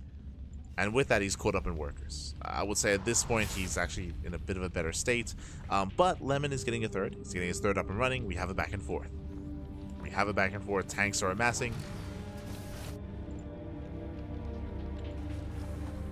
That is a lot of tanks, though. And what's scary is that Percival, he's getting a 4th tank as well. And he's setting up for an all-in. What's important here, no tech lab on the Raxus. No stim. No stim. This is going to be a vanilla marine push. We're going to move out with the tanks. We can pull a couple of boys. We have Banshee support as well. But again, there's no follow. There's no stim, no combat shields, no +1, no concussive shell, no nothing. It's just all in. Here we go. 2 base all in out of Percival. Different kind compared to what Nicoract went for, as this is stimless. Instead, he's got Banshees. Banshees, they hit the natural. 8 more probe kills. Lemon, he's scrambling for a defense back at home. And he's sustaining just too much damage here. Tanks, they get across the map. Ideally, he had to slow this down. He fails to slow it down. And the all-in is here. And going for the Nexus. More Stalkers going to be falling. And Lemon, he just cannot keep up. Not against this back. And GG gets called. Percival, he will take the game. He will be our new King of the Hill. GG. Whew. GG, well played again. Percival, he pops off with the Cloak Banshees. Lemon, unfortunately, he delayed his robo. And yes, he eventually got his robo. He eventually got his Observer up and running. But by then, he had lost 9 probes. 9 workers had gone down, and we still had more damage being dealt as well. So the Cloak Banshees did end the game. They set Percival up for success. If it wasn't for the Banshees, honestly, I wasn't actually minding Lemon's position. Like retaining his probes, minimizing losses was very impressive against the opener of Percival, but it was the follow-up that caught him off guard, and he did make the decision to delay his robo, to delay that detection. GG, well played. With that, Percival does claim the game, and he is our new King of the Hill. GG.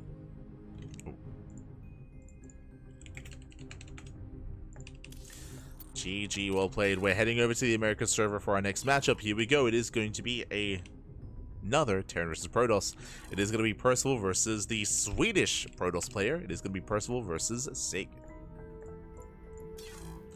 And again, this is where Percival, where his strengths lie. Like, his best matchup is Terran versus Protoss. It is where he thrives.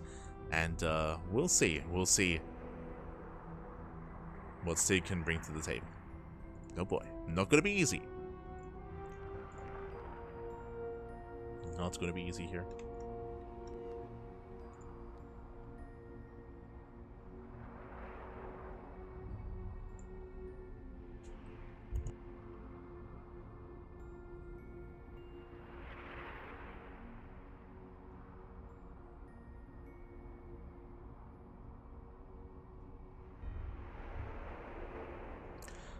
As we are now almost 2/3 of the way through the broadcast. So this is the 9th best of 1, 9 out of 15. So we're working our way through, of course, so far, I believe Lemon has been on the longest win streak. Lemon alongside GgMaChine, actually. Both players have been on a 3-game win streak. We'll see if anyone can take that as well. We'll see if anyone can match that, I should say, or even surpass that. Oh boy. This Percival has claimed his first win. But looks like we are going to be going on a short break here. Looks like we're going to be going on a short break. Again, currently we do have Sigge slated as the next player, but currently we are looking for our challenger, so we might need a moment. To set up and to get our next match going. So take this time to get some snacks, get some food, get some water, drain your disruptors, massage your marines. We will soon be back with our next best of 1. Oh, when I say soon, only a couple of seconds. We shouldn't be too long. We'll see you soon. See you soon. We found him. And welcome back, everyone. Welcome back to the OSC King of the Hill, week number 223.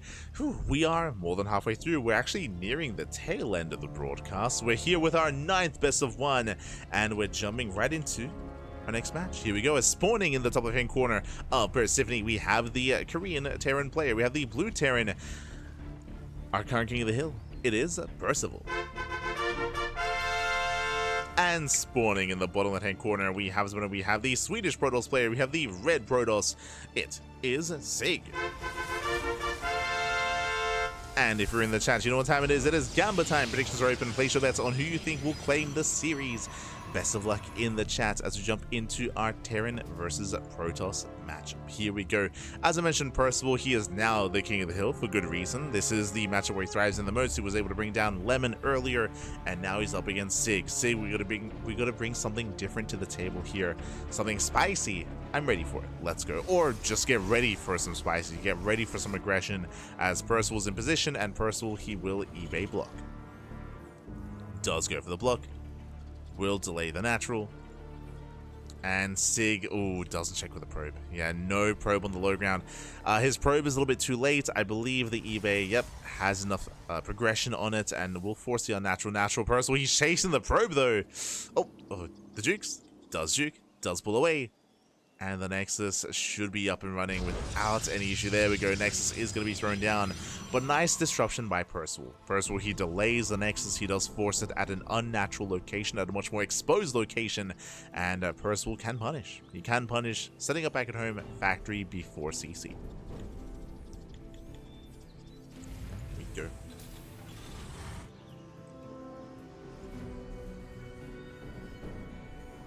Go.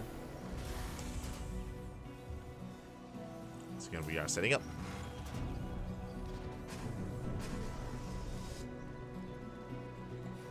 As we are setting up, we can see Percival is scouting for a proxy pylon just in case Sigge were to respond with aggression.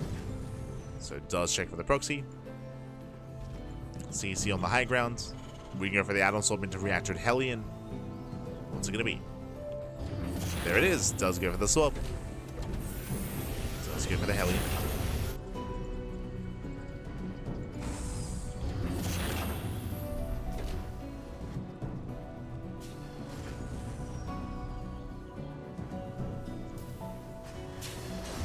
Go for the Hellion. At the same time, we are going to be scouting across the map. Does confirm the setup is aware of what's coming his way. We'd have a 1-1-1 follow-up, and it's up to Sigge here to get in position. So far we have a safety shield battery here at the natural.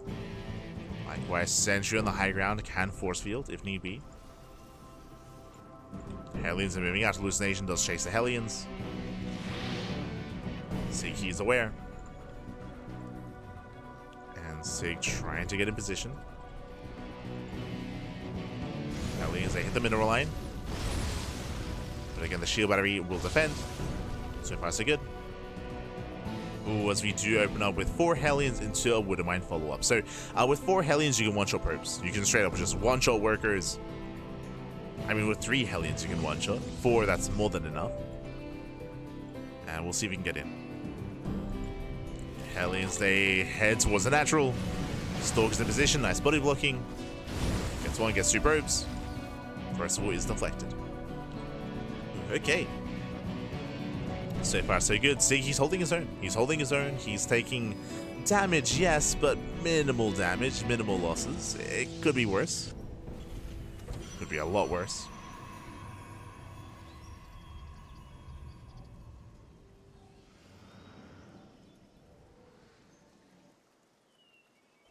To have Percival moving in with a very dedicated mine drop. That's going to be 4 Hellions and 4 Widow Mines. Widow Mines towards the main. Percival away. And the main base is looking very exposed here. We have 1 sentry. Does go for the reactive warp in. Widow Mines will burrow. Oh no, they're stacking. Oh, it doesn't retarget. Whew, that could have been so much worse. Doesn't retarget, but it's still 6 probes going down. Another Widow Mine here into the natural. 7 probe kills.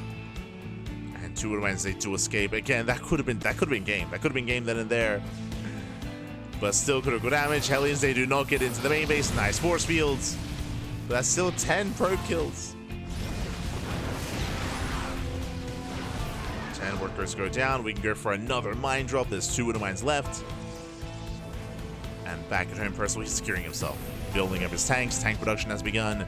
Bunkers on the way as well. He's getting ready for the counterattack. And here comes that attack. Here comes Sigge. Sigge moves out. Does move out. Percival, he is getting ready. 1 tank in the main, 1 tank in the natural. Bunker will finish. Widow Mines back into the main base. Oh no! Oh, does pull away. And does pull away in time. Who does peel off those probes? That's 2 probe kills. Sigge doesn't quite go in. Not quite.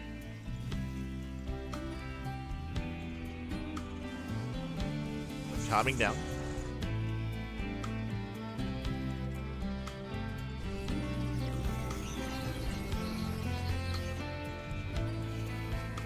Calming things down. Charge has begun. Getting his 3rd base, but so far Percival is looking very comfortable. As you can see here, Percival, he's up in supply here just because of that economic damage. He's dealt so much. And he's just waiting for his upgrades. Waiting for stim, combat shields. Waiting for the upgrades, then he can move out.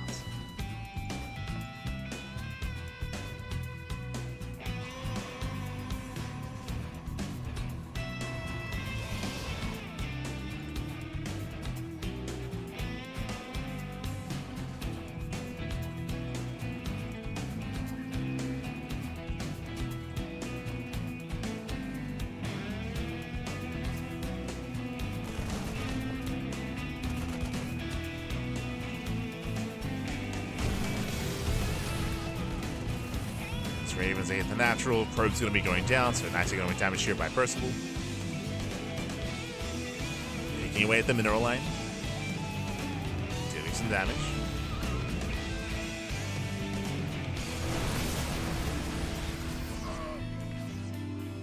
And here comes the move. Here comes the push. What does he have? He has 2 tanks, 2 Widow Mines. We have a stim. Combat shields and +1 is about to kick in. Behind this is getting a 3rd CC, so he's not all in. He's not even all in, but honestly, if he did pull the boys, I don't see Sigge stopping this. Don't see him stopping.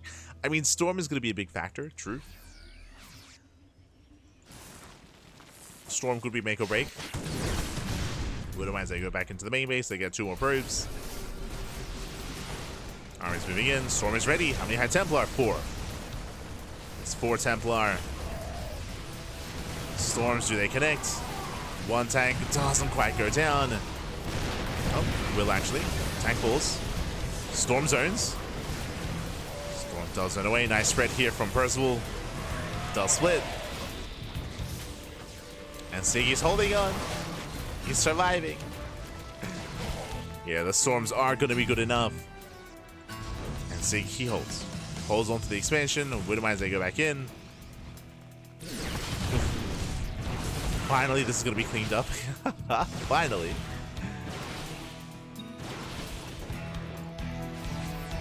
But Percival, he's still in the driver's seat. Even though Sigge, he survived, he held on to his expansion, he held on to his army. He was only just holding, and yeah, now here comes another wave. There are only 2 High Templar remaining, only 1 Storm between them. Stalkers, they delay the 3rd, but Percival is going for the kill. He's going for the kill, he's going for the throat. Sigge, he survived the 1st attack, but that was merely only the 1st wave. Here comes the 2nd. Percival stims in. And here comes the storm. I believe that was the only storm. Yeah, the only one. The only storm. Back at home, Percival, he defends. D-powers the robo. Does he power? Oh, the army's going through widow mines. Archon goes down. The defensive storm on top of the ramp, but Percival, he just has too much. Has too much. Gets up the ramp. D-powers the gateways. Does focus on the High Templar. Gets one. And barely gets two. Takes down the High Templar. 0 Templar left. 0 storms. That was the only thing keeping Sig in this game. Reinforced to hit the third base, and everything's on fire. Everything's on fire. Everything's flashing red. Sig, he deflects the army in the main base. Recalls to the natural. Tries to recall at least. And we're just rallying.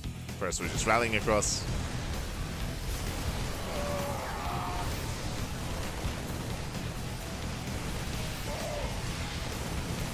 Chasing out those stalkers. He gets the Nexus. This Nexus gets the expansion, and with that, GG gets called. Percival, he will take down Sig. He will claim another win. GG. GG, well played, Percival. He will claim the win here against Sig. He was treading water, he was holding on, he was surviving, but he was taking so much damage throughout the course of that game. So much economic damage specifically. Losing probe after probe to the Hellions, to the Widowmine drops, to the Reaper harass as well. Like, it was just a really rough start there for Sig, and he stumbled his way into the mid game. He tried to hold his own, but again, the aggression proved to be too much. The harassment proved to be too much. GG. GG, well played. There were some nice storms, true. The storms, they were enough to allow Sig to hold on a little bit longer there, but only for a little bit.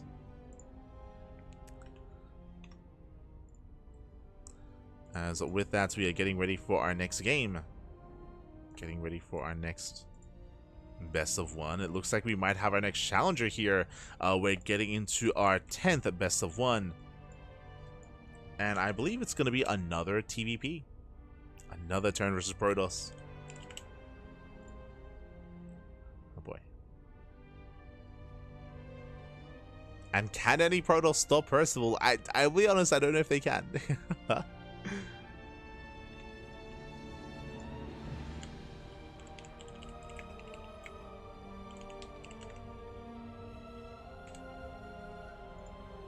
Here we go.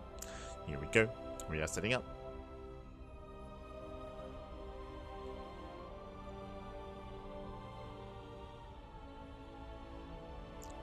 Rico.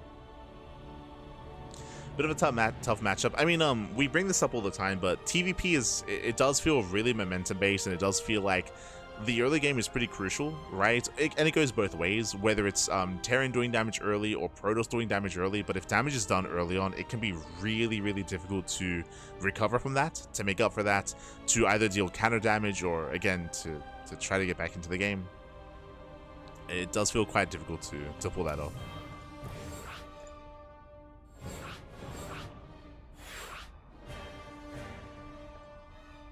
If you take damage early. But here we go. Here we go. We are getting into our next game. We're loading into Tokamak. And we have our next matchup here. It is going to be a Percival versus Krystianer. Now, Krystianer, he is stepping in as a hefty Protoss player. Krystianer, he's been grinding a lot. He's been competing a lot. He's been improving quite heavily over the past year.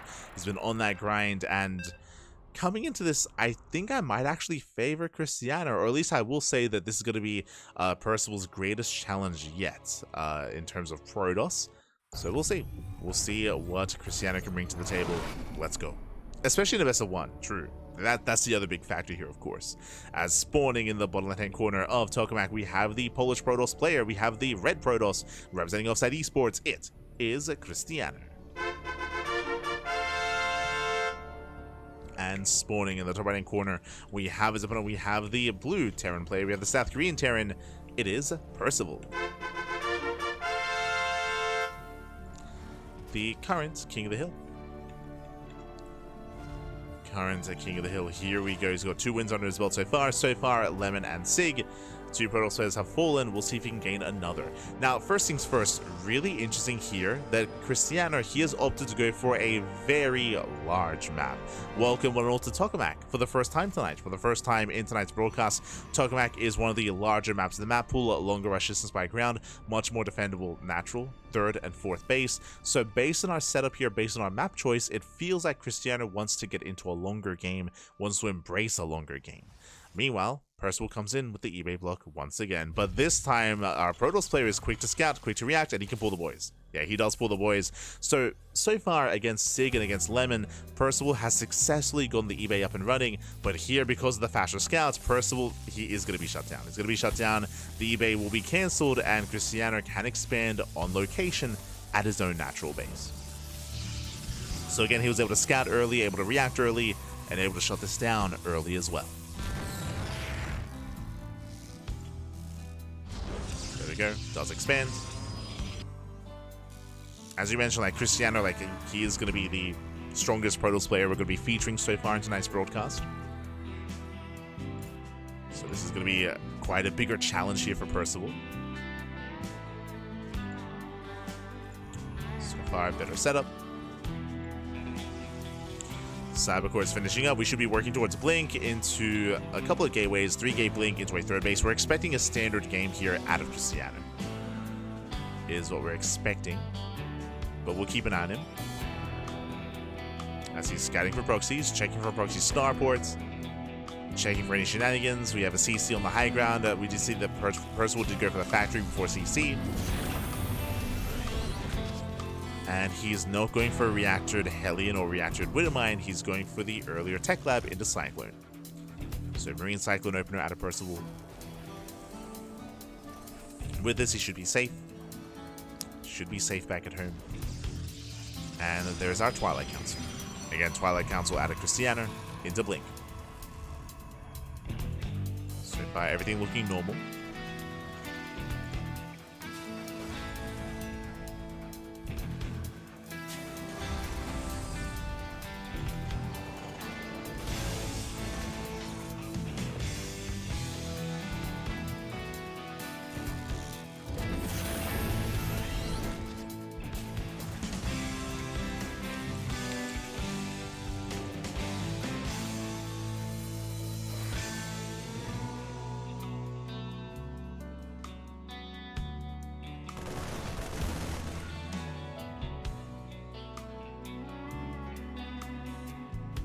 Percival, he does move out.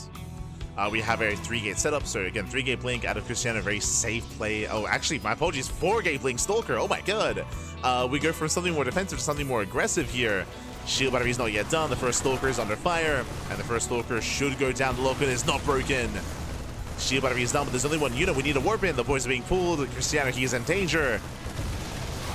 He's in danger here. He takes down 2 Marines. There's the NG overcharge. There's the warp in. And Krystianer, he should barely hold on here. Lock on the Adept. We can see Percival just rallying everything he can. He wants to end the game here and now. He wants to end it. And he may just. Another Cyclone arise with the help of the Cyclone. Takes down the Stalkers. Oof. And Stalkers are going down. We need those warp-ins. Another Stalker falls. These are expensive losses here for Krystianer, losing so many Stalkers. The probes. Probes are falling as well.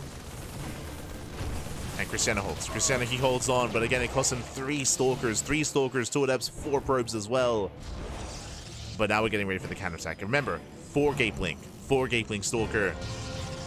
Krystianer, it's go time. Blink is done. Blink is done, back at home. Now, there's a bit of give and take here. Percival, getting a second Cyclone was very dedicated. Very dedicated because that 0 tanks. The first tank is on the way. Tank production, oh no, tank production was delayed. Marines getting called out. Nice pick off, getting 1, getting 2 Marines. Yeah, late control there, miscontrol. Ooh, as a matter of fact, barely gets away. We had some miscontrol there out of Percival.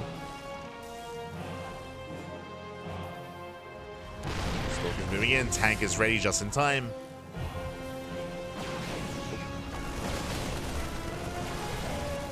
So Krystianer just getting whatever he can. Picks up a Marine. Gets a Marine, pulls away, and Krystianer expands. No Robo. No Robo. Oh, sorry, there is a Robo, but no Warp Prism, I should emphasize. No Warp Prism, no way to reinforce across the map. Percival does go for his drop. Tank is looking exposed. Medevac goes down. Nice snipe on the Medevac. Very opportunistic here out of Krystianer. Gets a Medevac, forces the drop back home. Very intense. And again, Krystianer is containing Percival, and he's able to freely expand. He's freely expanding. We have Charge on the way behind us as well. Charge, Forge, +1. Going for a gateway-centric composition into delayed splash damage. Eventually, he'll work into Storm or Colossus. Eventually. For now, Stalker Zealot.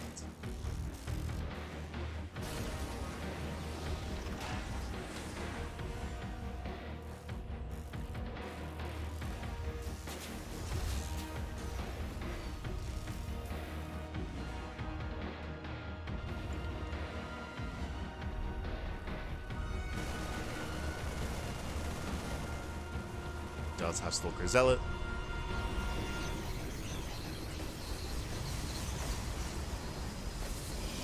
Drop gonna be coming in.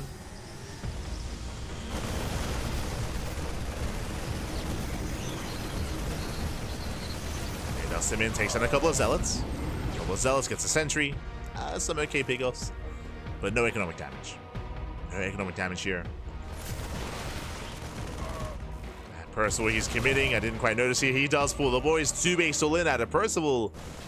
Yeah, I didn't notice here. His 2 extra Raxes, no upgrades. Sorry, no add-ons. No add-ons. So 2 base all in. It's all or nothing. Either he kills Krystianer or he dies trying. Krystianer, he's at least aware. But without splash damage, it's gonna be a tough hold. There are so many SCVs. Yeah, there are just so many SCVs to work through. These Stalkers, they got a lot to get done.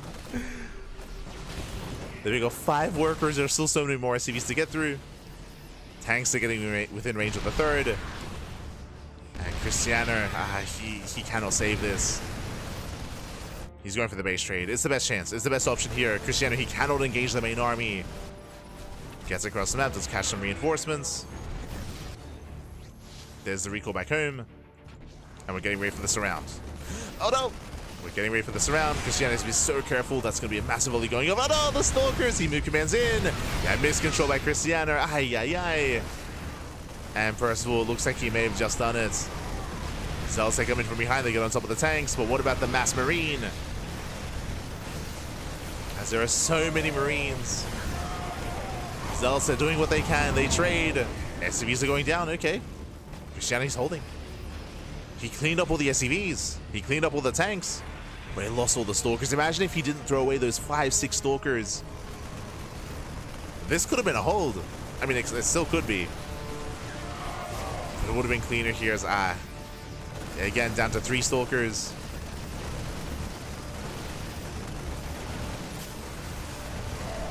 Down to 3 Stalkers. Rover goes down.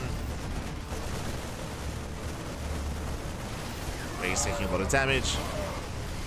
He's trying to move in, but he just doesn't have enough here. Gets 1 Liberator. And Percival has too much. Percival, he has done it. Breaks the natural. There's 1 expansion left. We're going for the slow warping of Zealots. Hey, they will trade well. They trade well, but GG gets called. And Percival, he will take down Krystianer. He will still be our King of the Hill. GG. Whew. GG, well played. Percival, he will take it again. Percival, this is the matchup where he can thrive in the most, and he does take down Krystianer, but this was a much closer game. Much closer here. Very close, very intense in the end. Percival did barely bring down Krystianer. We saw that there was a chance there if Krystianer, if he was able to preserve some of his Stalkers, able to be a little bit more efficient, he could have taken the fight. He could have kept up with Percival. Very close, very clutch, but GG. GG, well played. Percival, he does pull it off in the end, and now we're getting ready for our next matchup. Let's go. Let us go. Oh, as we are heading over to... We're heading over to the Korean server as... The TVPs continue. Up next, we have another Terran versus Protoss matchup. As you can see here, it is going to be Percival versus Creator. The Protoss players, they get stronger and stronger here. As I mentioned before, Krystianer, he was the greatest challenge yet that Percival had to face off against. It was very close, very intense. Percival did take it, but now he's up against another big Protoss player, a bigger Protoss up against Creator. Let's go. Let us go.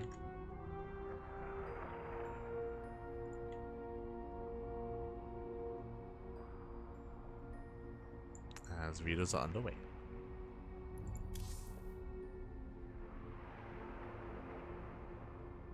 Likewise, we are now 2/3 of the way through the broadcast. We're 2/3 of the way through. Getting there.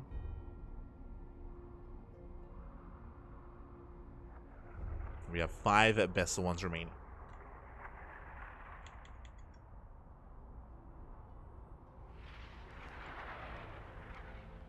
Got 5 left.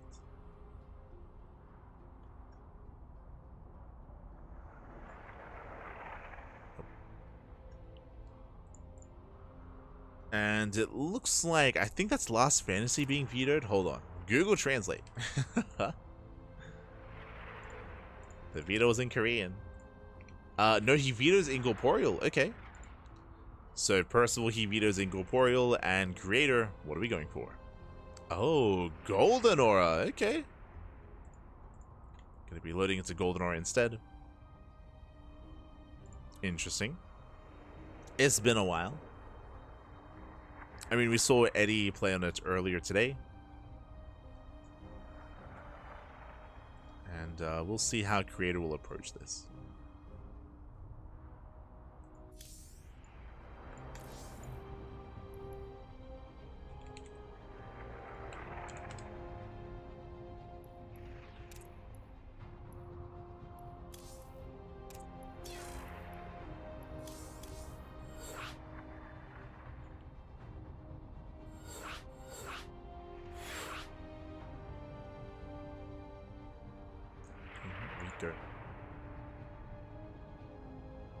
So we have our map. We have Golden Aura again. Golden Aura, it's been a while since it's been in the map pool and the map rotation. It's been a year, maybe a year. I think it was maybe in the rotation early 2024. It's not too long ago. Not too long, but here we go. Here we go. Again, it has its own quirks, has its own, I guess, flair. It is one of the larger maps in the map pool, and we've seen a lot of longer games on this map as well. And here we go, spawning in the bottom right hand corner of Golden Aura, we have the current King of the Hill with 3 wins under his belt, all TVPs, by the way. South Korean Terran, it is Percival. Moving out with the SCV. And spawning in the top left hand corner, we have our new challenger, we have our new would-be usurper. We have the South Green Protoss, the Red Protoss, it is Creator. Go again. Percival, he has been proving his mettle in this matchup the entire broadcast.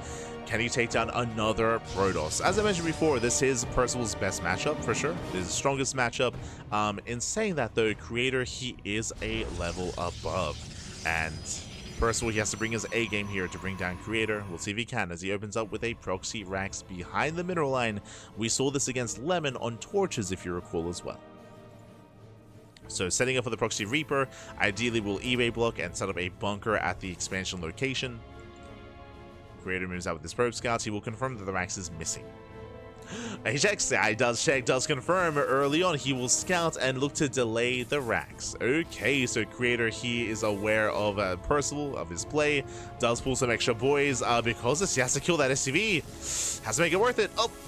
Yeah, the SCV is under fire. The SCV does take some hits, and it looks like the SCV is barely gonna go down. He denies the Rax. GG gets called, and Creator, just like that, he ends the win streak, and Creator is our new King of the Hill. GG. GG, well played. Best of 1, of course. And again, Creator, he is wise to the shenanigans of Percival. He finds the Rax, he shuts it down, does commit a little bit harder to pull in the boys. There was a lot of probes being pulled, but he does focus on that SCV, and with that, GG. GG, well played. Whew, Creator, he will be our new king of the hill. And because of that, no one has gotten more than 3 wins. GgMaChine, Percival, Lemon, they've all capped out at 3 wins and no more than that. Oh boy. Here we go. We'll see. We'll see if a Creator can be the first to change that. We'll see if he can be the first.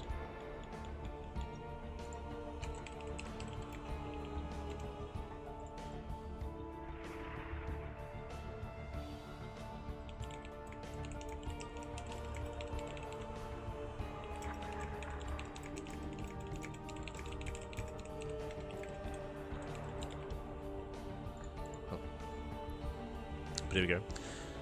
Here we go with that. So we are getting ready for our next matchup here. For our next challenger. Hopefully we have one ready, because that was a fast game. that was a quick game, Pat. Okay.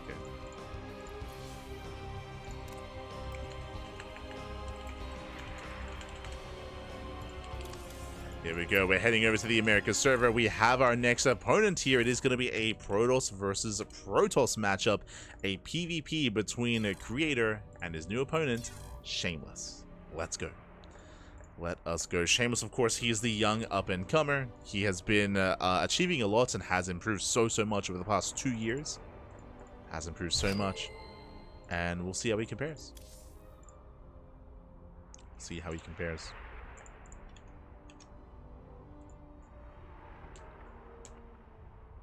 As we're getting to our best of 1, looks like we have our first veto. Creator, he does veto torches.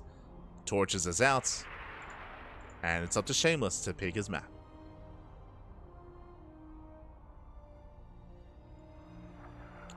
Here we go. Oh, interesting. We're going to be loading into Maganatha. The largest map of the map pool. I'm curious to see, I mean, it's a very large map, true, but there's also a lot of spaces to actually go for proxies, to hide some robos, some stargates, even a fake proxy pylon. We'll see if our players do embrace any kind of shenanigans early on, or if we get into a longer macro game instead. I will say that Creator, he is the most defensive and most passive of all the Korean players out there. I'm referring to Zaun, Hero, and Classic. So Creator, he's a lot more willing, a lot more likely to get into a mid-game scenario, as opposed to the others who are more willing to cheese, to proxy, to all-in.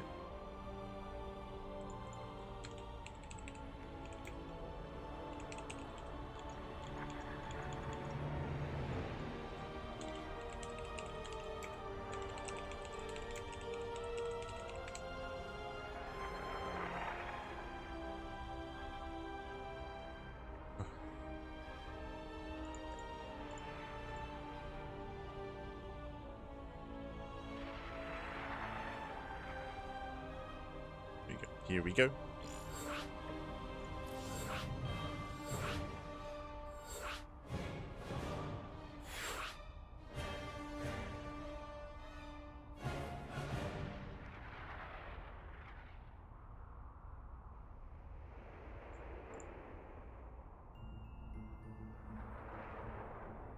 And again, we are getting ready here. We have our 2 players.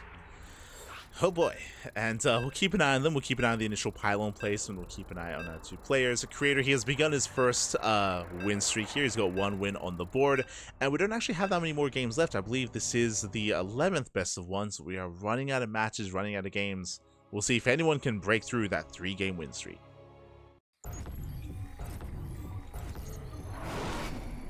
At spawning in the bottom right-hand corner, we have our current king of the hill. We have the South Green Protoss player. We have the red Protoss. It is a Creator. With a very fast win over Percival, and spawning in the top left-hand corner, we have the blue Protoss player representing Team Little Fairy. It is Shameless. Here we go. As I think, is this our first mirror matchup? I believe so. Yeah. Let's go. Our first, no, sorry, our second PvP. Second PvP of the night. I did forget about Lemon versus Sebesdes, and I guess Eddie versus BobLeMoche as well. True.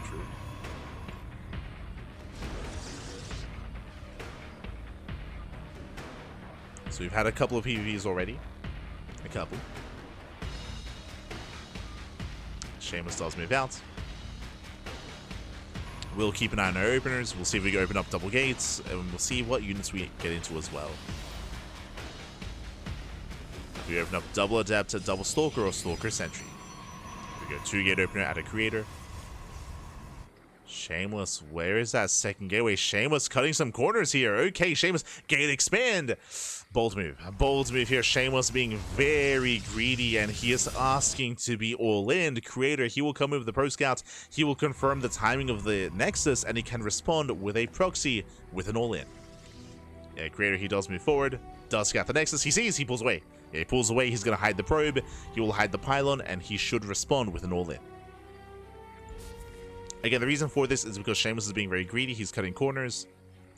So this is the moment to cheese, to all in, to punish. The pylon has been thrown down, and we're expecting a robo. We're expecting a robo at a Creator. Technically, this could be a Stargate. True. Technically, this could be a Stargate location. But against this kind of opener from Shameless, it's going to be a robo. We'll see. Cybercore is done. Show us what you got. There it is, Robo. Robo gets thrown down, one base all in. Checking Shameless, he does scout across the map. He sees 2 pylons, but the 3rd pylon is missing. It's on Shameless to confirm what's going on, to figure out what's happening. Now, this proxy is delayed because it is the 3rd pylon. True. Shameless, he's scouting on the left-hand side. And you can see Stalker also scouting on the left as well. He's searching for the proxy, but he's searching on the wrong half of the map. He's checking the wrong side. Behind this, going for a 3-gate setup. Adepts are moving in.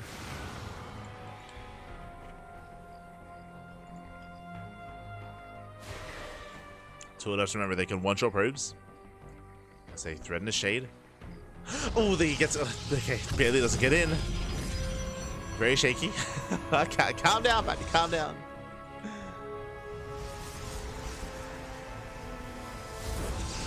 They do threaten the shade. Gateways are finishing up. Immortals are on the way. Here comes Creator. Moving out with everything he has.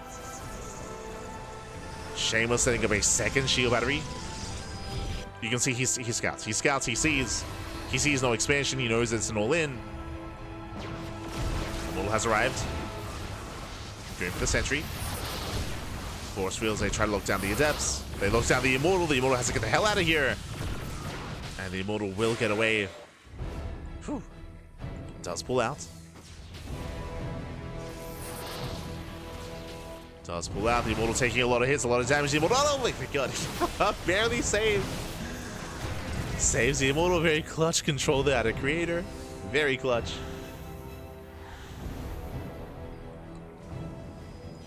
Saves the Immortal, but Shameless, he's holding. So far, so good. Remember, the longer this goes on, the better it is for Shameless. He's getting further ahead. Building up a greater economy. Creator, he gets into the main. And he will pick up some probes. Not bad. 4, 5 probes going down. Deny mining as well. Denies mining. That was a nice start. He gets up to 2 Immortals. But pushing into 4 shield batteries is not going to be easy. Now, that is Nartosis pylon. That may become a target. But the army's ready. Force fields are ready as well. Speaking of, does zone away the Immortals. Immortals, they drop over the wall. Yeah, they drop over.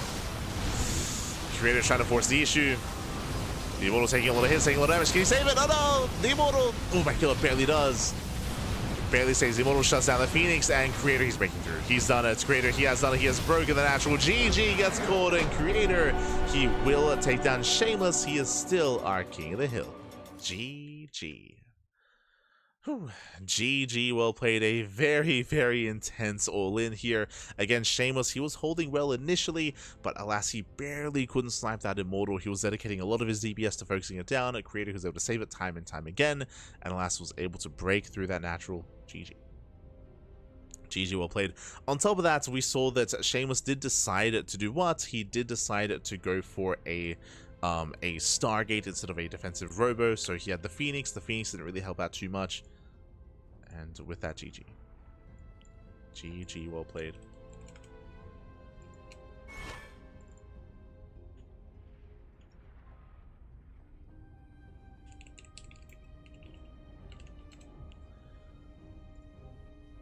GG will play creator. He does claim the win. And now we're getting ready for our next best of one. Momento.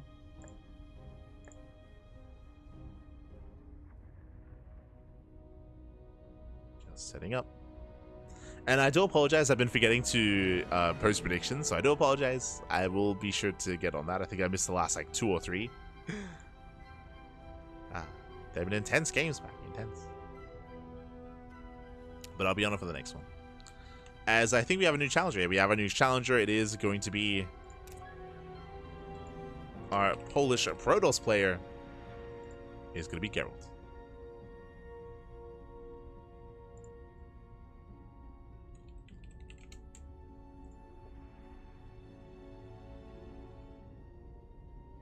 So Gerald, he has risen to the challenge. Our 13th best of one.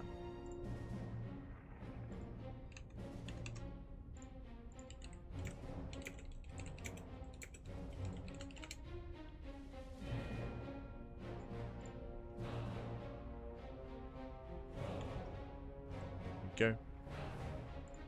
But yes, we did construct our own little spreadsheet just because Wikipedia did have some maintenance, but I think Wikipedia is back up and running. I think it's good to go.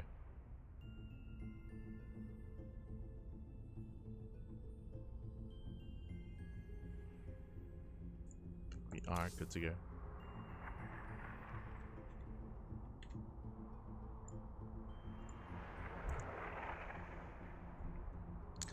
As again, we have a creator versus Gerald, and we have 2 more best of ones after this. 2 more. Dos más, papi. Dos más. Oh boy. Getting through it. Would be nice if we had another Zerg player. We've had 1 Zerg player so far. We had GgMaChine. Sometimes we have like Young Yakov or Fiant or Mixu or sometimes Cham. I know Cham, he had a brief stint as well. Este chamaco.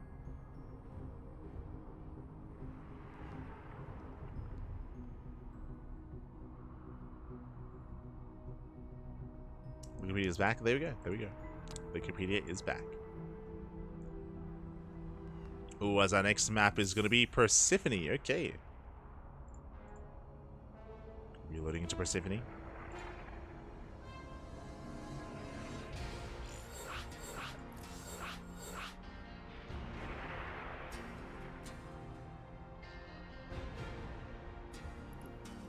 Who haven't we seen yet? I feel like we've seen most of our regulars. God, I wonder if Eddie's gonna do it again. Eddie, he's known for doing what? For saving ByuN till last. So often in OSC King of the Hill. Like, we're up to like match 14 or 15, and then bam, he sends out ByuN. It's like every time at the very end. Ends it off with ByuN back. Ay.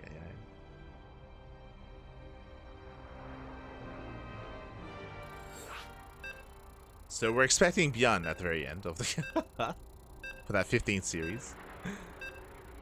But now though, we're gonna be letting in. Map has been chosen. Let's go. Who else? Sometimes we get like Max Packs, sometimes Solar. Nightmare, true. We haven't seen Nightmare yet. But here we go. Here we go as spawning in the top left-hand corner of Persephone. We have the red Protoss player. We have the South Green Protoss, the current King of the Hill with 2 wins under his belt. It is Creator. And spawning in the bottom left-hand corner, we have the Polish Protoss player. We have the blue Protoss representing Streamer Zone. It is Gerald.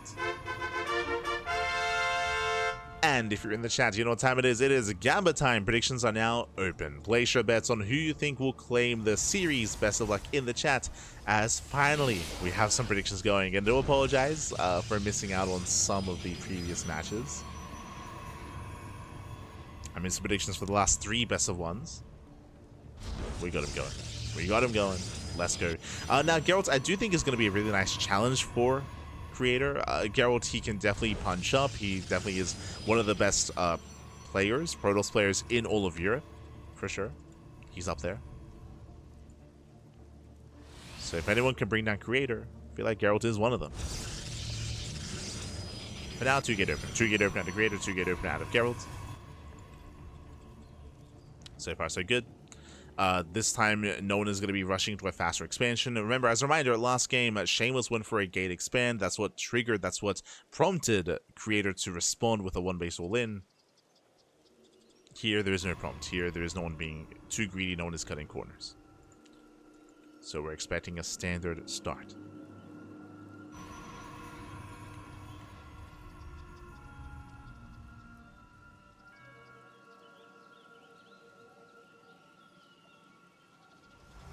As we have our probes moving in, Gerald scouts the main, Creator also scouts the main. We check, we confirm the second pylon is where it should be. From here, we're checking for the next pylon, we're checking for the first units of choice. Double Stalker out of Creator. Gerald opening up Stalker Sentry. Okay, so Gerald, he's going for a safer start. The Sentry does allow for a hallucination scout, does allow you to check across the map, and also have a defensive force field. Meanwhile, Double Stalker is a much more aggressive start. It means that Creator, he can rally across, he can make another pair of Stalkers and try to apply pressure and try to get some damage done early. So we have our 2 rolls. Yep, there it is. We have a 3rd and 4th Stalker. You can see Creator, he intentionally hides his Stalker from the pylon. Okay, so Gerald, he doesn't know. He doesn't know what's going on. For all Gerald knows, it could be Stalker Sentry or even Stalker Adept. Pylon does finish. There we go. The pylon is going to be focused down. Stargate on 1 base, and Creator, he is pushing. Now remember, this is not an all-in. Not an all-in, but Creator, he is delaying his expansion quite heavily here as he rallies across. And it's on Gerald to defend, to survive. There's the energy overcharge. Shield batteries on the way. Going for the scouts. Going for the hallucination. Proxy pylon to reinforce. Creator is moving in. But with the help of the shield battery, Gerald, he should be okay. Should be okay.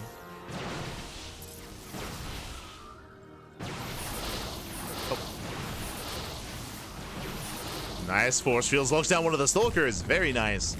1 Stalker goes down. Ideally, the one to catch 2. That's 1. The other is very low. Shield battery taking a lot of hits, going for another warp in. The Oracle is on the way. Ooh, and we did take up into a Twilight Council. We're losing too much. We're losing far too much here. Stalkers are going down. We need those. Yeah, we need the Stalkers. He doesn't have any Stalkers. Warp Gate is not done. GG gets called, and Creator, he overwhelms. He overwhelms Gerald, and he will claim the game and knock him out. GG. GG, well played. Ay, ay, ay. Again, Gerald, he was going for a Twilight Council, not a Robo or Stargate. Likewise, his own Warp Gate was delayed, it looks like, because of his earlier tech of choice. So a greedy response out of Gerald. With that, he had nothing to defend, or I should say, he had no warp-ins available. He couldn't warp in. He could not reinforce. GG. GG, well played. With that, Creator, he does overwhelm. He didn't even get to make use of his Oracle. Remember, he went for the Oracle as well. He went for the Stargate. Didn't even get to make use of it. Did overwhelm. GG. GG. Gerald just being a little bit too greedy, assuming that Creator was being a little bit more macro, a little bit more economic. And with that, we're getting into our next game. We're getting into our 14th best of 1. Oh boy. 2 left. 2 left. Who do we see? Who do we see lurking around? Who do I notice here? Is it ByuN time?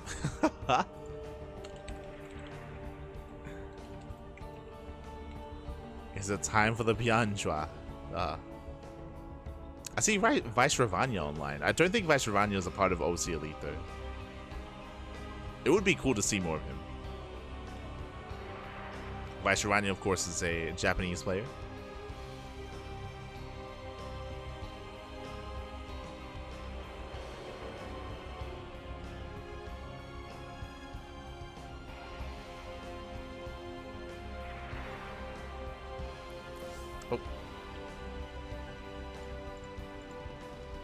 And we might go on a short break.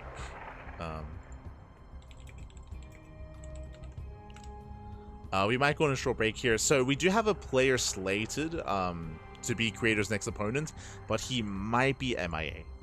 He might be missing in action, so we may have to look for another challenger instead.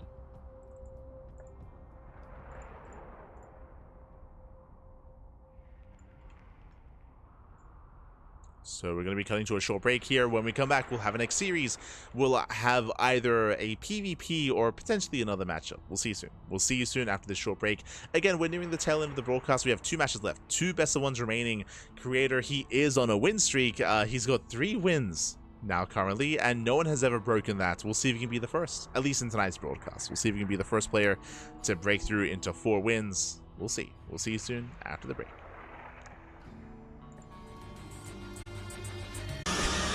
Welcome back, everyone. Welcome back. I do apologize for the extended break, but we have returned with our next series. Of course, we are here towards the tail end of the OSC King of the Hill, weekly number 223. We have our current King of the Hill up against his new challenger, and we were expecting this when it came to the final series, but no, just before that, for the 14th best of 1, here he is. We have the South Korean Terran player, we have the Red Terran representing Shopify. It is ByuN. And spawning in the top side of Last Fantasy, we have the South Korean Protoss player, we have the Blue Protoss. It is the current King of the Hill, the current King of the Hill himself. It is Creator. And if you're in the chat, you know what time it is. It is Gamba time. Predictions are open. Place your bets on who you think will claim the series. As a reminder, this is a best of 1. A best of 1 here between these 2 players. It all ends here, and I mean, again, it's brutal here that we're setting up ByuN already. I was about to, if you recall, I was saying how Creator, he had finally hit 3 wins in a row. No one has surpassed that, and to achieve that feat, to get up to 4 wins, he has to bring down ByuN of all players. Este Eddie. Calm down, papi, calm down. CC first, by the way. CC first by ByuN, going for a CC first into a Rex. Very greedy build, but the CC first is on the high ground to delay the scouts. Speaking of, the probe does move in, does dip in towards the ramp, and will... No shot! It works! It works. He hides the CC further back. He hides the Rax further back. He has no wall at the ramp. And Creator... Oh, we do have a pause. We do have a bit of a pause. But Creator, he sees nothing. He assumes that ByuN isn't there. Este ByuN, papi. Este ByuN. It pays off. Again, Creator, he's like, mate, there's no chance. There's no shot that you would just not wall off, right? That'd be crazy. It would be crazy. It is crazy. It's working. It's working, Pat. Oh my god. And Creator is going to go back up towards the right-hand location. He's going to check, going to confirm. He's going to be like, what? He's like, what's happening? What's going on? He's in my mind. There we go. He goes in. He scouts, there's nothing here, and now he has to go back. He has to go all the way back. Now he knows, of course, that ByuN is here, unless there was some kind of crazy Gangnam Terran where he floated his CC somewhere else, which unfortunately that's no longer a thing anymore. There aren't any maps that favor that kind of style. Back in the day, it used to be the case. And yeah, we're gonna have a delayed scout. Delayed scout is Creator. He does race all the way back. He'll find him. He will find him. As Creator back at home. So yep, safety shield battery. He was setting up the shield battery. Defensive setup here. An unnecessary defensive setup. Remember, ByuN, he went CC first. A greedy build out of ByuN. And Creator overly defensive. Going for a robo on 2 bases as well. He sees nothing. He saw nothing. He has to go for the hallucination. That's why he's sitting up so defensively. Again, Creator just playing in the dark, and ByuN is getting away with it. He's getting away with it. There we go. We get a full scout. He confirms the 1-1-1, confirms the CC on the high ground. Creator now confirms that he is behind here. But he can turn this defense into an offense. Gateways are on the way, but the pressure's on Creator. The pressure is on Este ByuN. As ByuN expands. ByuN setting up, getting into a 3-1-1. Soon to be. And Creator making an early Immortal. Interesting. With this early Immortal, I mean, we could try to move out early on. The Immortal's a peculiar one. It's a very defensive setup. Very defensive. Twilight Council now on the way. Another gateway as well. Again, just a shaky start. A messy start. Just because Creator had no idea what the hell was happening. He was panicking a little bit. He was panicking. Aye, aye, aye. Here comes ByuN's drop. Headed towards the main. Oh. This ByuN is going to be deflected. Stalkers do deflect. ByuN backs off.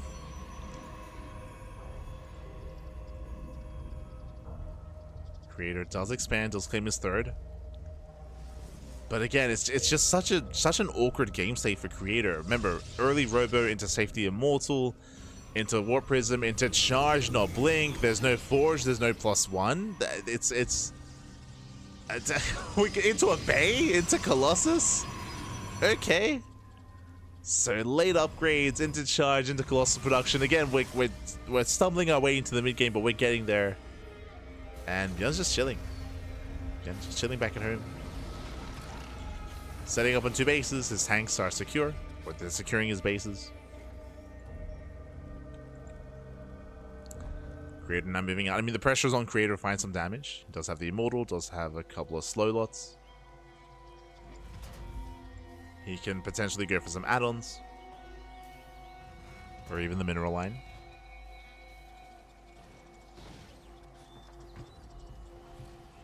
He is looking for a way in. Does get to the main. There is no stim, so we can get away. Nothing to threaten the Warp Prism. Does pull away. Colossus production has begun.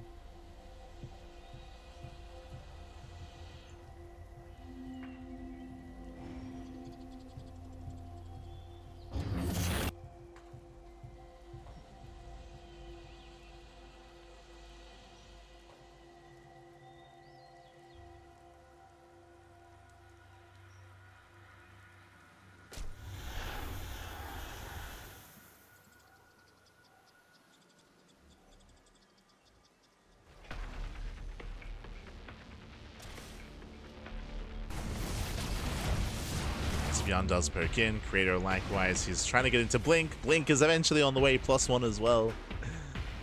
So far, it's been a pretty passive game here out of ByuN, which is what he's known for. Like, again, he's known for going a little bit more macro-oriented. 3rd CC on location, for example. ByuN is known for thriving in the mid-game. As opposed to Percival, for example, and Nicoract and the other Terran players that were just going for all-ins, right? Like Nicoract, Moja, Percival. We had a lot of all-ins in the previous TVPs. Here, ByuN, he's the most macro-oriented. Like, he's the most macro Terran player, I think, in the world.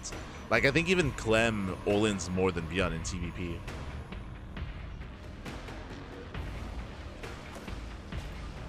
Specifically in this matchup.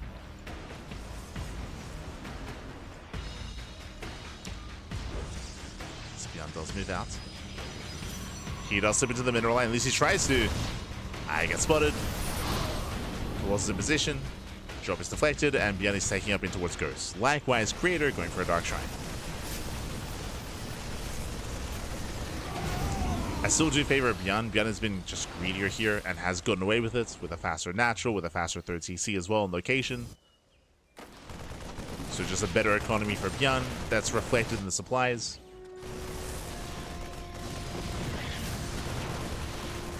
Creator, he will get the medevac. Chasing down the drop. ByuN, he's going to be rallying through the center. The Observer does confirm. Creator, he's aware. He does have, I believe, 2. Yeah, 2, soon to be 3 Colossus. ByuN slips in. He tries to. Yeah, does rush forward. Alas, doesn't quite get on top of the Colossus. Nice kiting here by Creator. He does kite back.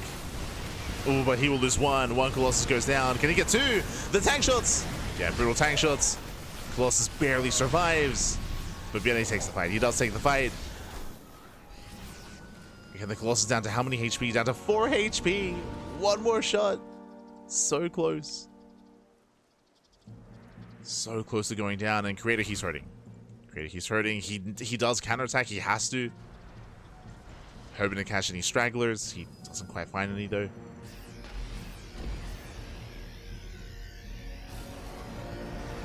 He's waddling in. Does ByuN notice? Yeah, there's a scan. Does notice the Dark Templar. DT does hit the right-hand side, forcing another scan.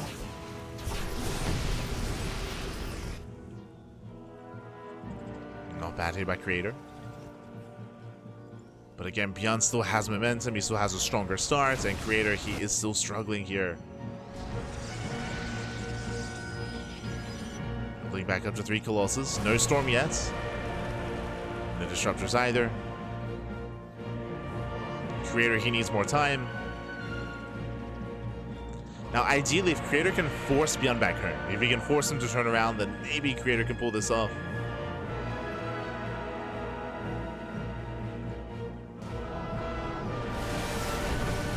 As the first tank goes down, nice pick up, he gets one, he gets 2. And both tanks, they should be falling. I say that one tank barely gets saved.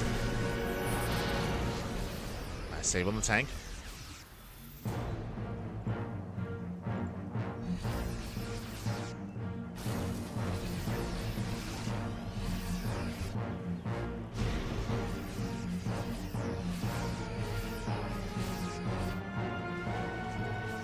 Oh, nice save.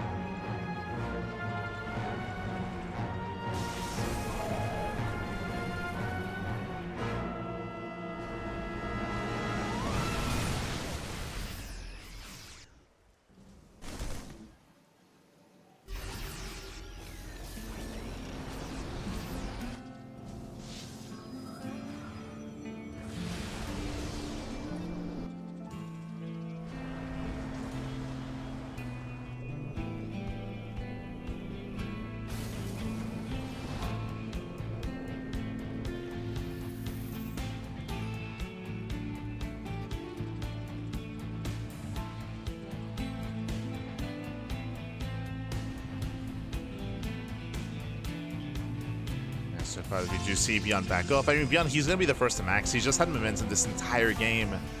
Better economic start, better trades. So ByuN is the first to max, and he's pushing. That Creator, can he stabilize? He's getting his first Disruptor. With Disruptors, he can take a better fight. The first Disruptor has arrived. He's getting a second Robo. It's still going to be difficult for Creator, but he's getting there.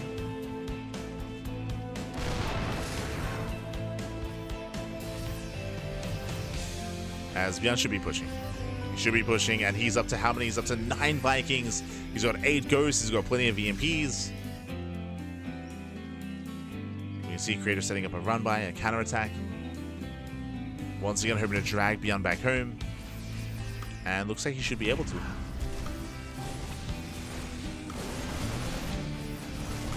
ByuN is in position. Will defend.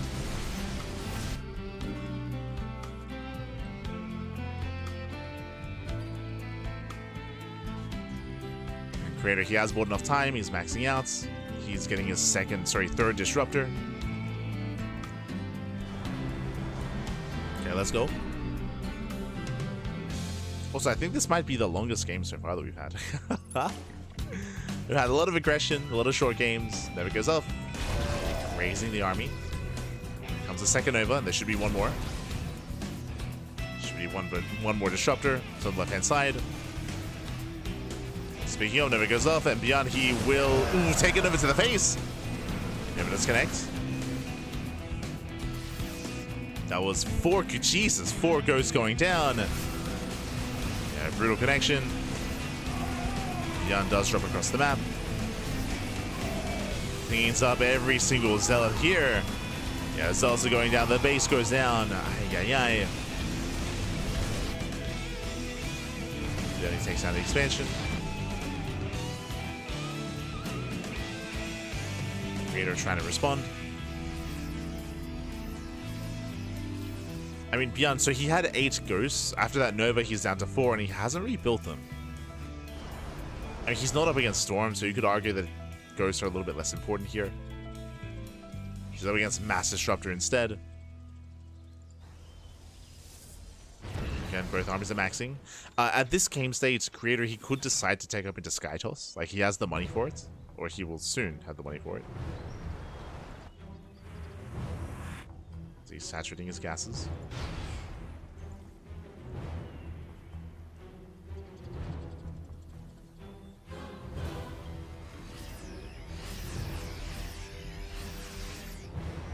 But now the creator is just focusing on his ground army.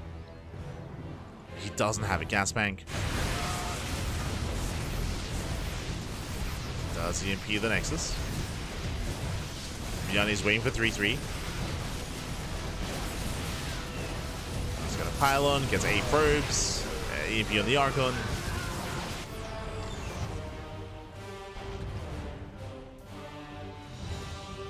Again, ByuN just refining his own army as well.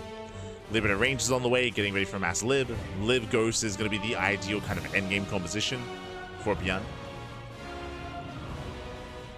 Getting into Mass Liberator.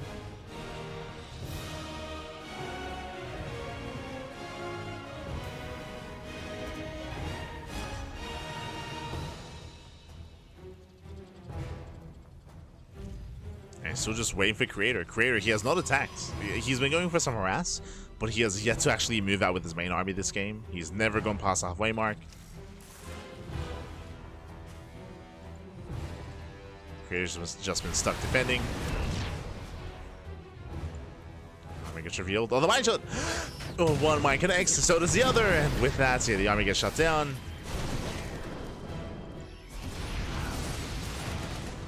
Nice defense here from ByuN. Creator is hurting.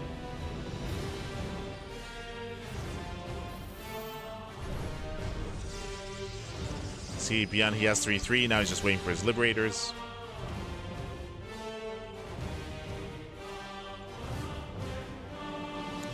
So just kind of absorbing all this harassment. And, I mean, he's been doing well.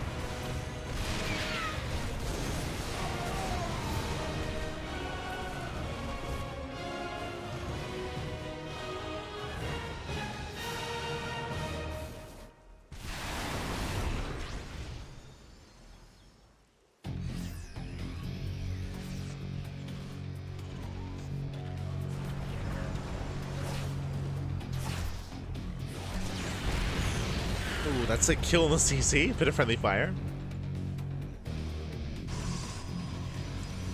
Kill on the CC. Creator, he has now built up a bank.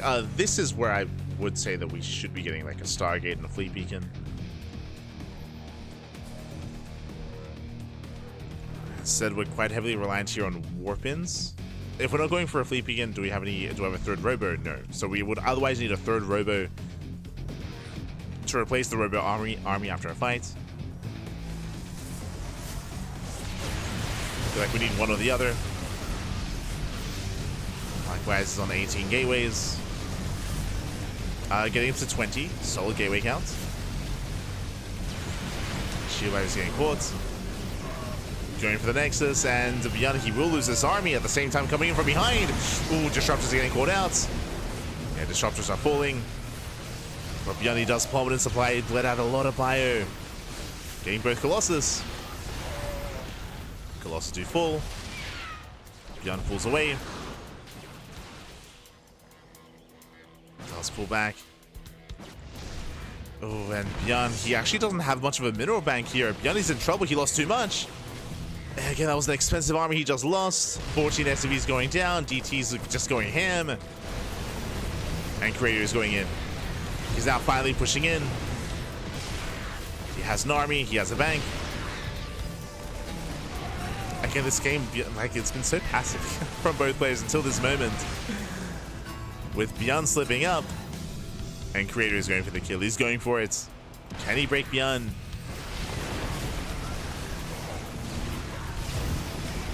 Takes down the tank, going for the planetary. Again, it just takes a while for ByuN to get his production really up and running. To replace what he lost, he just doesn't have the minerals.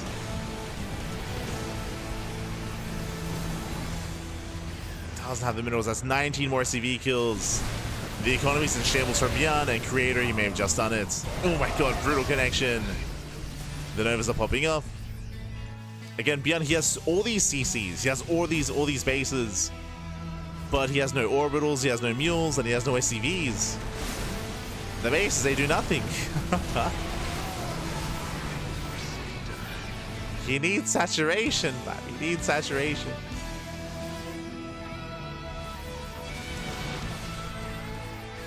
As ByuN is broke. ByuN is broke. Creator, he can afford to trade it efficiently. He can just reinforce with Zealots.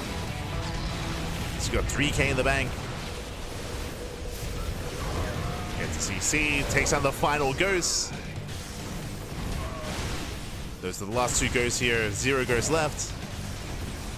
Getting on top of the starports. ByuN, he mules. Muling as hard as he can. But Creator looks like he's done it. He's on top of the production. The army just isn't there for ByuN, and it's never going to be there. ByuN, he was maxed for a long time, but as we were trying to point out, like, he just never had the saturation he needed. He had bases, but he just lost too much. With that Creator diving in. He's up all the Liberators. ByuN, he cannot engage. And again, this was ByuN's game. Like, ByuN, he had a stronger start. He had a much stronger start. He had momentum. We spoke about it. ByuN was the first to max. But ByuN never pushed. He never pushed. He was very passive. Both players were. I mean, there was more reason for Creator to be passive, to be fair, to be more defensive. And GG gets called. Creator, he does snowball out of control. He takes down ByuN, and Creator, the first player tonight to get a 4th win. GG. GG, well played, Creator. He does claim the win, and again, he does get his fourth win in a row. Again, ByuN, he had a much stronger start. He was picking off Colossus, he was picking off bases, picking off workers. He had a much stronger start. He was the first to max out as well, but Creator, he was able to buy time. He was going for a lot of Zealot run buys and DT counterattacks. They weren't really getting much damage done, but they were keeping ByuN busy. They were keeping him busy while Creator slowly expanded, slowly built up to disruptors, and slowly built up a bank. Did build up, did overwhelm. GG, well played. With that, we have 1 series left. We have 1 series left here for tonight's broadcast. 1 more match to go. Who's up next? Who is the final challenger here? I do know that we were waiting for Art earlier, so we could have a PvP if Art is still available. Otherwise, we might have another opponent. Let's find out. Let us find out.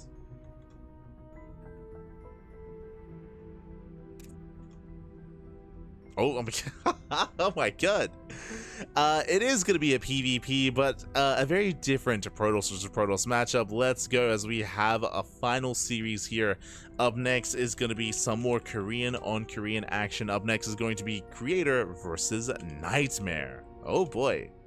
Nightmare, I believe he was just competing in Wardy's tournaments, but he might be done with the Wardy events. That might be over.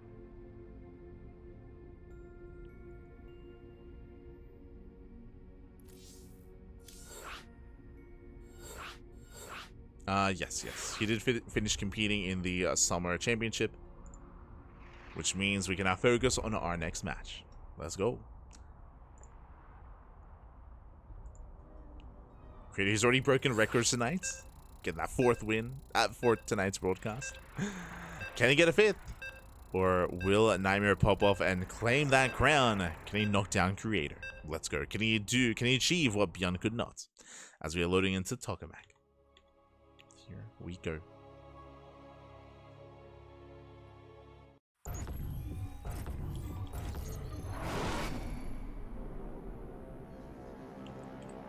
As spawning in the top right corner of Tokamak, we have the blue Protoss player. We have the blue Protoss himself. We have the South Korean Protoss, our new challenger, representing Streamer Zone. It is Nightmare. And spawning in the bottom left-hand corner, we have the South Korean Protoss player. We have the red Protoss leading. Oh, he's our current king of the hill with 4 wins under his belt. It is Creator. And if you're in the chat, predictions are open. Predictions are open. Place your bets on who you think will claim the series, who you think will be our final king of the hill. Who's going to be invited next week to be the starting player? It'll be one of our 2. It'll be either Creator or Nightmare. Who's it going to be? Probes are being sent out. Eyes are on Nightmare.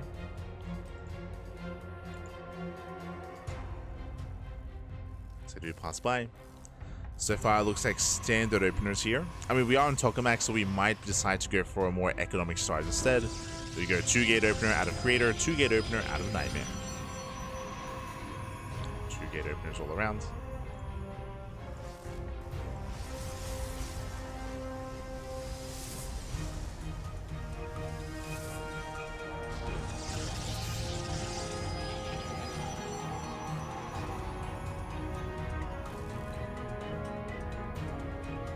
Going for the 2 gates, and the Creator, he will be hiding his pylon. Okay, so we do have 1 pylon at home, 1 pylon across the map. This is a prime location for a proxy Stargate, not a proxy Robo, just because of the short rush distance by air. So short rush distance by air, we're expecting a Stargate here.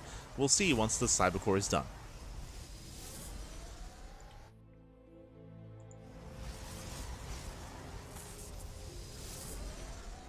As we have, yep, Stalker Zealots. I believe the plan is to cancel the Zealot. And there it is. Stargate is on the way. Does open up with the Stargate.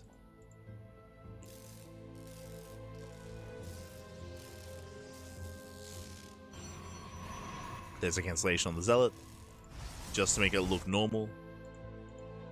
And you can see the Nightmare, he knows. Of course, he knows that the pylon is missing, so he's scouting. We can see the probe on the left-hand side. We can see the other probe towards the center left as well. Looking for the proxy. He does fan out. And he is rallied, and it looks like based on the rally, he will find the Stargate. He will be aware. Ooh, going for a Stargate opener himself. Interesting, which means he could open up Phoenix. Once he realizes... Yeah, the probe is on the way. And there we go. He does confirm, does scout the Stargate, is where the Oracle. And he can open Phoenix as a response. There it is. Phoenix is on the way. Stalker's getting in position.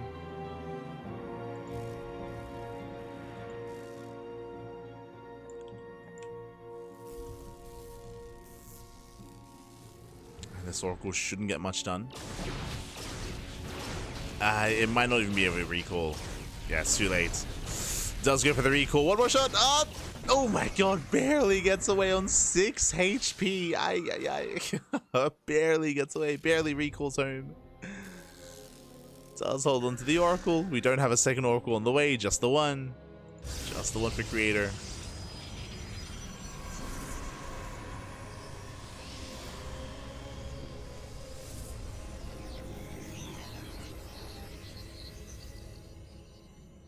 Creator going for a blink behind this. So is Nightmare. Bearing in mind the Nightmare, he delayed his expansion. Went for a delayed Nexus. He built up on 2 gateways into that Stargate. And Creator does have the slightly better economy. Didn't kill any workers with his Oracle, but did force a reaction and is looking a little bit more comfortable as a result. Do fan out. Checking for proxy pylons. Checking for adepts.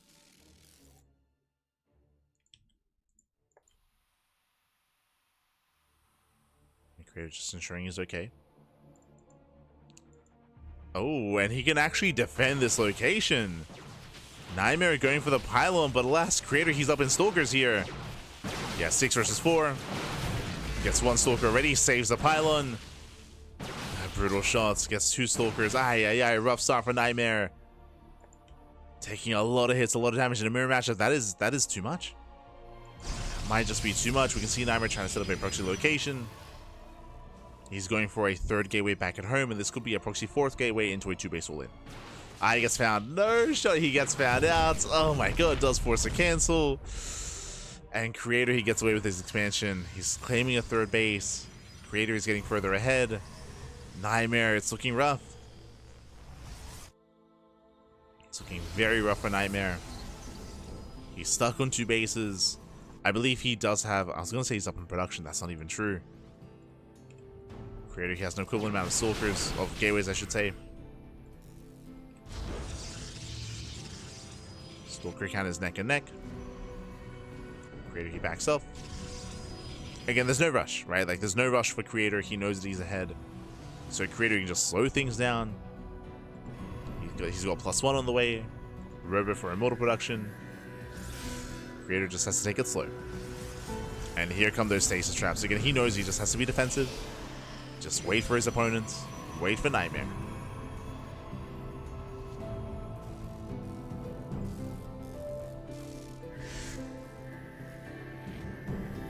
That's a lot of stasis traps. There's a lot of traps.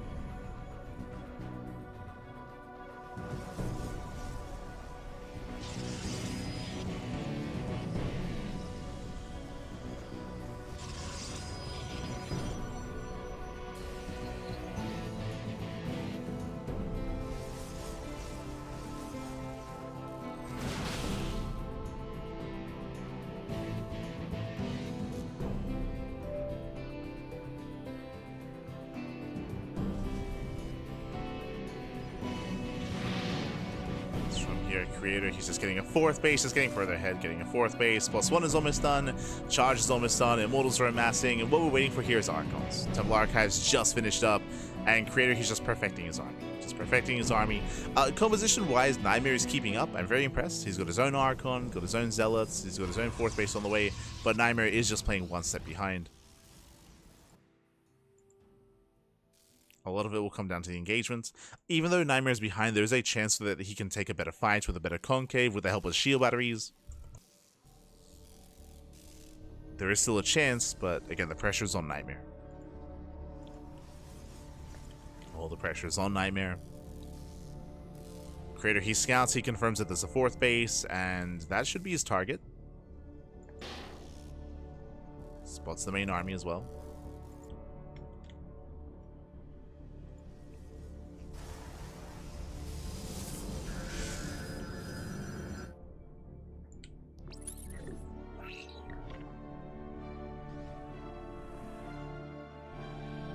Creator's moving in.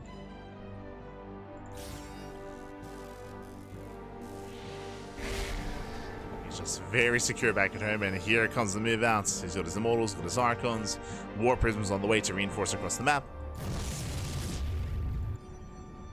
And we'll see if Nightmare's going to be in position.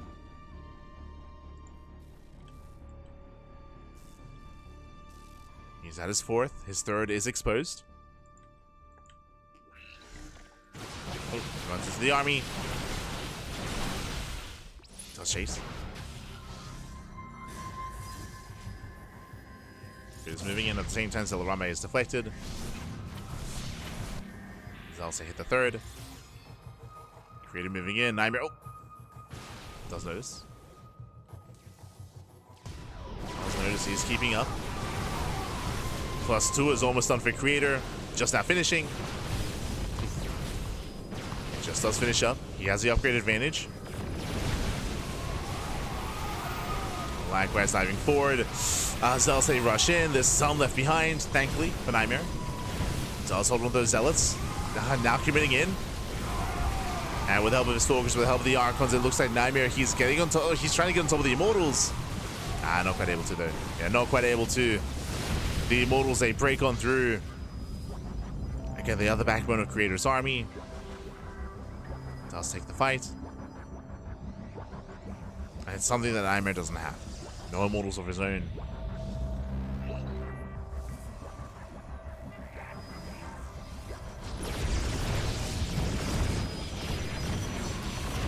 Yeah, leads to charge with the Immortals. The Prism is here to save them. As the Immortals are getting low. At least one of them is. Oh, we're going for the slow warp in. Let's go. And Creator, he just has too much. Numbers are in his favor. The boys are being pulled. Prism goes down. But the boys are being pulled into Archons. And Creator, he will just overwhelm. He doesn't just have the longest win streak here tonight, but he is going to be our last reigning King of the Hill. As he breaks Nightmare, 22 probe kills. Takes down the expansion, takes down the mineral line. And there's nothing left. There's nothing left, nothing here. GG gets called, and Creator, he will claim the game, claim the series. And with 5 wins, Creator, he's this week's King of the Hill. GG. GG, well played. Congratulations to Creator as he does pop off. He takes down ByuN, he takes down Nightmare, takes down everyone. And he will walk away with the most amount of prize money tonight. GG. GG, congratulations here. Ooh, as we can catch up on the entirety of the tournaments. Let's see. Again, I believe Wikipedia should be back up and running.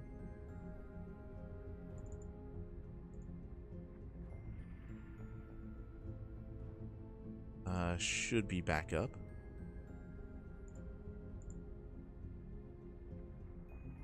Bam.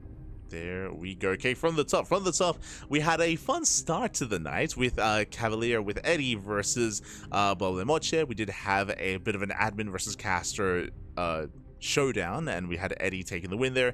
Then we had the first player going in his first win streak. We added GgMaChine. GgMaChine takes down Eddie, takes down MindelVK, takes down Moja with a 3-game win streak before falling to Lemon. Lemon, he went on his own 3-game win streak, took down GgMaChine, took down sebesdes, took down Nicoract as well. So he went on his own 3-game win streak before going down to Percival. Percival did the same, takes down Lemon, Sigge, and Krystianer before Creator stepped in. And Creator, he cleaned house from there, taking down Percival, Shameless, Gerald, ByuN, and Nightmare at the very end of the broadcast. So GG, well played. Congratulations to our champions tonight. Congratulations to Creator, to Percival, to Lemon, to GgMaChine, and to Eddie as well. All for getting into the money for earning some prize money tonight. GG. GG, well played, congratulations. Again, this is just a fun format. It's very unique as well. Not many events do have a King of the Hill style format just because it takes a lot of work to just wrangle together all the players and to get this going. So a big shout out to Eddie for making this happen, for making this a reality. King of the Hill formats are very rare nowadays, so always great to see this on a regular basis every single week. For 223 weeks as well. That's a lot of weeks. That's a lot of OSC. That's a lot of King of the Hill. A lot of King of the Hill. When it comes to our upcoming schedule here, as you can see, bam, we do have tomorrow's broadcast, Pigstar Cup. We just wrapped up with the Tuesday evening broadcast of OSC King of the Hill at 9 AM KC. That's going to be at 10 AM AEST. That is going to be in 8.5 hours. 8.5 hours time. We're going to be live with the Pigstar Cup. That is going to be our only broadcast tomorrow. Then we have some StarCraft Evolution on Thursday and Friday. We have the Pongcast on Thursday. We have a Little League Cup on Friday as well. And this weekend, we are going to be covering Maestros of the Game. Currently not on the schedule, but that should be what we are getting into. Maestros of the Game is a French tournament that is going to be happening over in France. We have an offline playoffs, offline finals, but we have the early rounds this weekend, and we'll be there for those early rounds. Otherwise, thanks for watching. Thanks for tuning in. We do appreciate the support, of course. And if you want to tune into the VODs, if you maybe see something that you like here, if you want to watch it but you can't watch it live, then you can check us out over on YouTube. !YouTube or !socials. You can get a link to all of our socials, and YouTube is a place to be for VOD content. All the VODs, all on YouTube. So do check it out. Otherwise, thanks for watching. Thank you for the support. We are going to be heading off. It is very late here. It is almost 2 AM. Almost 2 AM in the morning, so I'm going to get some sleep. Gonna get some sleep, gonna get some rest. But thank you so much, everyone. I hope you all had a great evening. I hope you all had a great night. And take care. Take care, everyone. Let's find someone to send everyone over to. Who's live? Who's live at the moment? I know that Wardy was hosting his event, but I think he finished. Yeah, I think he's done. So who can we raid? Let's have a look here. See, Poison is streaming, Code Bar is streaming, Thriving GG as well. True. He did raid us yesterday. True. Could give him some love. Yeah. Alright, with that, thanks for watching. And we'll see you guys tomorrow for Pigstar Cup. See you guys in 8.5 hours. I'll try to wake up in time. I'll do my best. Thanks for watching. See you next time. Ciao. Papi, ciao. Hasta luego. See you next time.